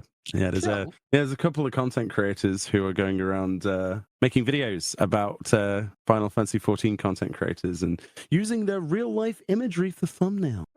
Oh my god! Yeah, we got one of those situations. Thank God we're so small, nobody heard of us, so they won't do that. Oh, it's a form of flattery, isn't it? Basically, but yeah. Anyway, you'll find me on the internet. I'll be doing lots of YouTube videos covering news topics and some guide sort of stuff, showcase content, and basically a bit of everything really to do with Final Fantasy 14. But yeah, thank you for letting me on once again. It's been a strange, pleasurable experience, as it always is on Moogle Go Round. It's not your atypical podcast environment, and I think that's why I like it so much, because like you said earlier, it is like just pulling up to the bar, ordering a pint, and then talking about absolute bollocks for 2 hours, and I really like that. It's quite fun. You've got something different, so yeah, thank you once again. Yeah. It's for another 10 years. 10 years more, please. God, I hope. Nah, you say that. You'll be there. You'll be old man Paul. You'll have your long white beard, and you'll go, I've still spent too much on Warhammer. That'll be I still am trying to break off my debt. I can't pay my fucking mortgage because I bought another troop of army men. Fucking inflation has gone up to now £150. Chili will still only have one bloody plate in 10 years. It's true. And he'll still be eating dastardly things. He'll just be eating his tomato ketchup packets that are on his desk right now. I do have some tomato ketchup next to me right now. Oh no! I have a little bowl which I had filled with. Give us I tell you what, for a 10th anniversary special, give a little lick of the tomato ketchup chili. What would you want? Okay, we've got a selection actually. Okay. Selection. Go on then. Okay, so we got what we got. Tomato ketchup, Coleman. Okay. Mine sea salt by Saint. Ooh. And that's it. Can you do a little bit of Coleman's and a bit of ketchup at the same time? Mix it up a little bit. Make a nice unique, yeah? And have a little bowl as well next to me. Oh, God. A little dish. Right, we're going to get a live chili eating Coleman's mustard and tomato ketchup reaction. All I have is a kunai next Use that, that's fine. Don't cut yourself, please. Don't really want. That's a cosplay don't really want health it's plastic. Okay. Don't really want health and safety down here. I don't have many questions to find. I've got a kunai just. Oh yeah, it's if that person walks into your house again. Yeah. Oh my god! Remember when that happened during the podcast? Yeah. The kunai was only mainly for the mustard because you know how thick Coleman's are. Are you able to take a picture of this? No, I did that. Okay. Just a live sound bites reaction to his mustard and sauce. Okay, so I've got some mustard on this side of the kunai, and I've got some ketchup on the other side of the kunai. Okay, here we go. This is scared. I don't know why. Why mustard and ketchup go together? Not when there's nothing with it. Yeah, true. That's such what? Why does that taste so weird? I'm gonna have another one. What do you mean? Why does it taste weird? Oh my god! I forgot I was using sour sweets in this earlier. What? Wait, what? What have you done? Just getting myself food poisoning real quick. It's all right. Yeah, I had some sour kickers. What, in the mustard? No, the bowl he was using. So he's got sour mustard and ketchup. Yeah, what on earth is going on with you? Go on then. Did you taste it? Yeah, 7. I give it a 7 out of 10. It's weird. 7 out of 10. That's high praise. Yeah, would you have it again? Is it something you'd revisit? Sure. Yeah. Oh God, why is there such a weird aftertaste now? That'll be the plastic. It was probably not food safe. Yeah. The microplastics. Yeah, that's probably not the best choice. Oh, yeah, quinoa's not really used as cutlery in most places. Well, there we go. Oh, and I still, by the way, Shinta is my KFC dumpster fire. So thank you. I always have that on my. So it's a little dumpster that's on fire with a little bit of chicken. It has a smiley face on it. Do you think we are actually getting tinfoil hats? I doubt it, but it'd be cool if they do it. I really want tinfoil hats now. I don't know why. You could make one. No. I want them to make it for me. It'd be nice and special, Can you imagine that coming through customs? Why are you getting weird packages wrapped in foil? I mean, I pay monthly to get watch it. Anyway. Wait, what do you pay monthly for? In tinfoil? Sniffer dogs will be around his ass in a minute. That's Scarborough. They just expect it at that point. Right, they got gang violence at Wendy's, so Gang violence. Unbelievable. I mean, yeah. Right. Okay. Right. It is 2:30 in the morning here, and I do have to get up in like a few hours to go to college. No. Yeah, so I do need to go to bed. So seriously, thank you to everyone that's joined us. Thank you for all the messages. Thank you for the love, Paul. I was going to write some stuff, but I was really bad. But thank you so much for 10 years. Thank you for putting up with me for 10 years. Thank you for meeting up with me in person at Fanfest and at London. I'm very lucky to have you as both a friend and a co-host. Your family is like a second family to me. So thank you so much for just being there. And I can't think of anyone else I'd rather be doing this with. So thank you so much for everything. Thank you. I mean, I would name a couple. You probably want Yoshi P here to kind of do it with you. Michael Bublé. Yeah, Michael Bublé. But honestly, did likewise. We do think you as a second family. Rihanna. Rihanna. She can get under my umbrella. Oh yeah, is that what the ladies call it these days? Yeah. That's not very flattering. The idea. To be fair, with how much weight I'm losing, my fucking skin will be like a fucking umbrella. Oh, that's not a good image. And on that note, thank you, everyone. Have a good night, ladies and gentlemen. Have a great night, and remember, Fanfest is tomorrow. But if you're listening to this in the future, it's already been. If you're listening in the future, it'll really depend on if Chili was able to edit this and upload it because he forgot to dub in the audio or not. So it'll either be after patch 7.5 or before it. So who knows? Sometime. That's anyone's guess. It'll be before 8.0 though. So Disco. That'd be fucked.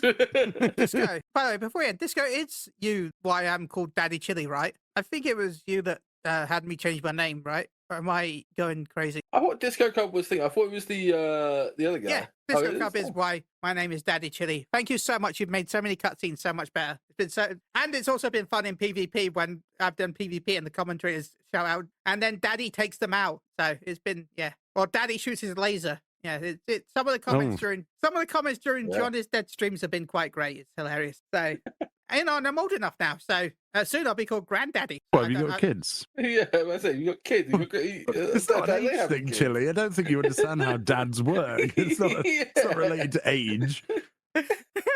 It's when you have offspring, sir. Or you give a woman a lot of money, then you're a sugar daddy. So, yeah. You could be sugar Chili. They could be. There's multiple types of. Anyway, thank you all for listening. We'll be back tomorrow today for reacting to Fanfest. Yeah, with Rihanna, special guest. Will Chili be right? Find out today, tomorrow. If not, we will also review the strongly worded email that Mione will send. Cloud of Darkness. It was not the only chaotic. Is that right? Okay. Yeah. Confirmed. Chili. Confirmed. Oh dear. I'm going to get in so much trouble if any of this is right. Anyway, thank you all for listening. Bye-bye. Disco says good night, Daddy. Good night. I'm never going to call you Daddy. I'm sorry. No, I just call you Chili. I'm not even going that way. Bye-bye. Bye. Bye. Very well.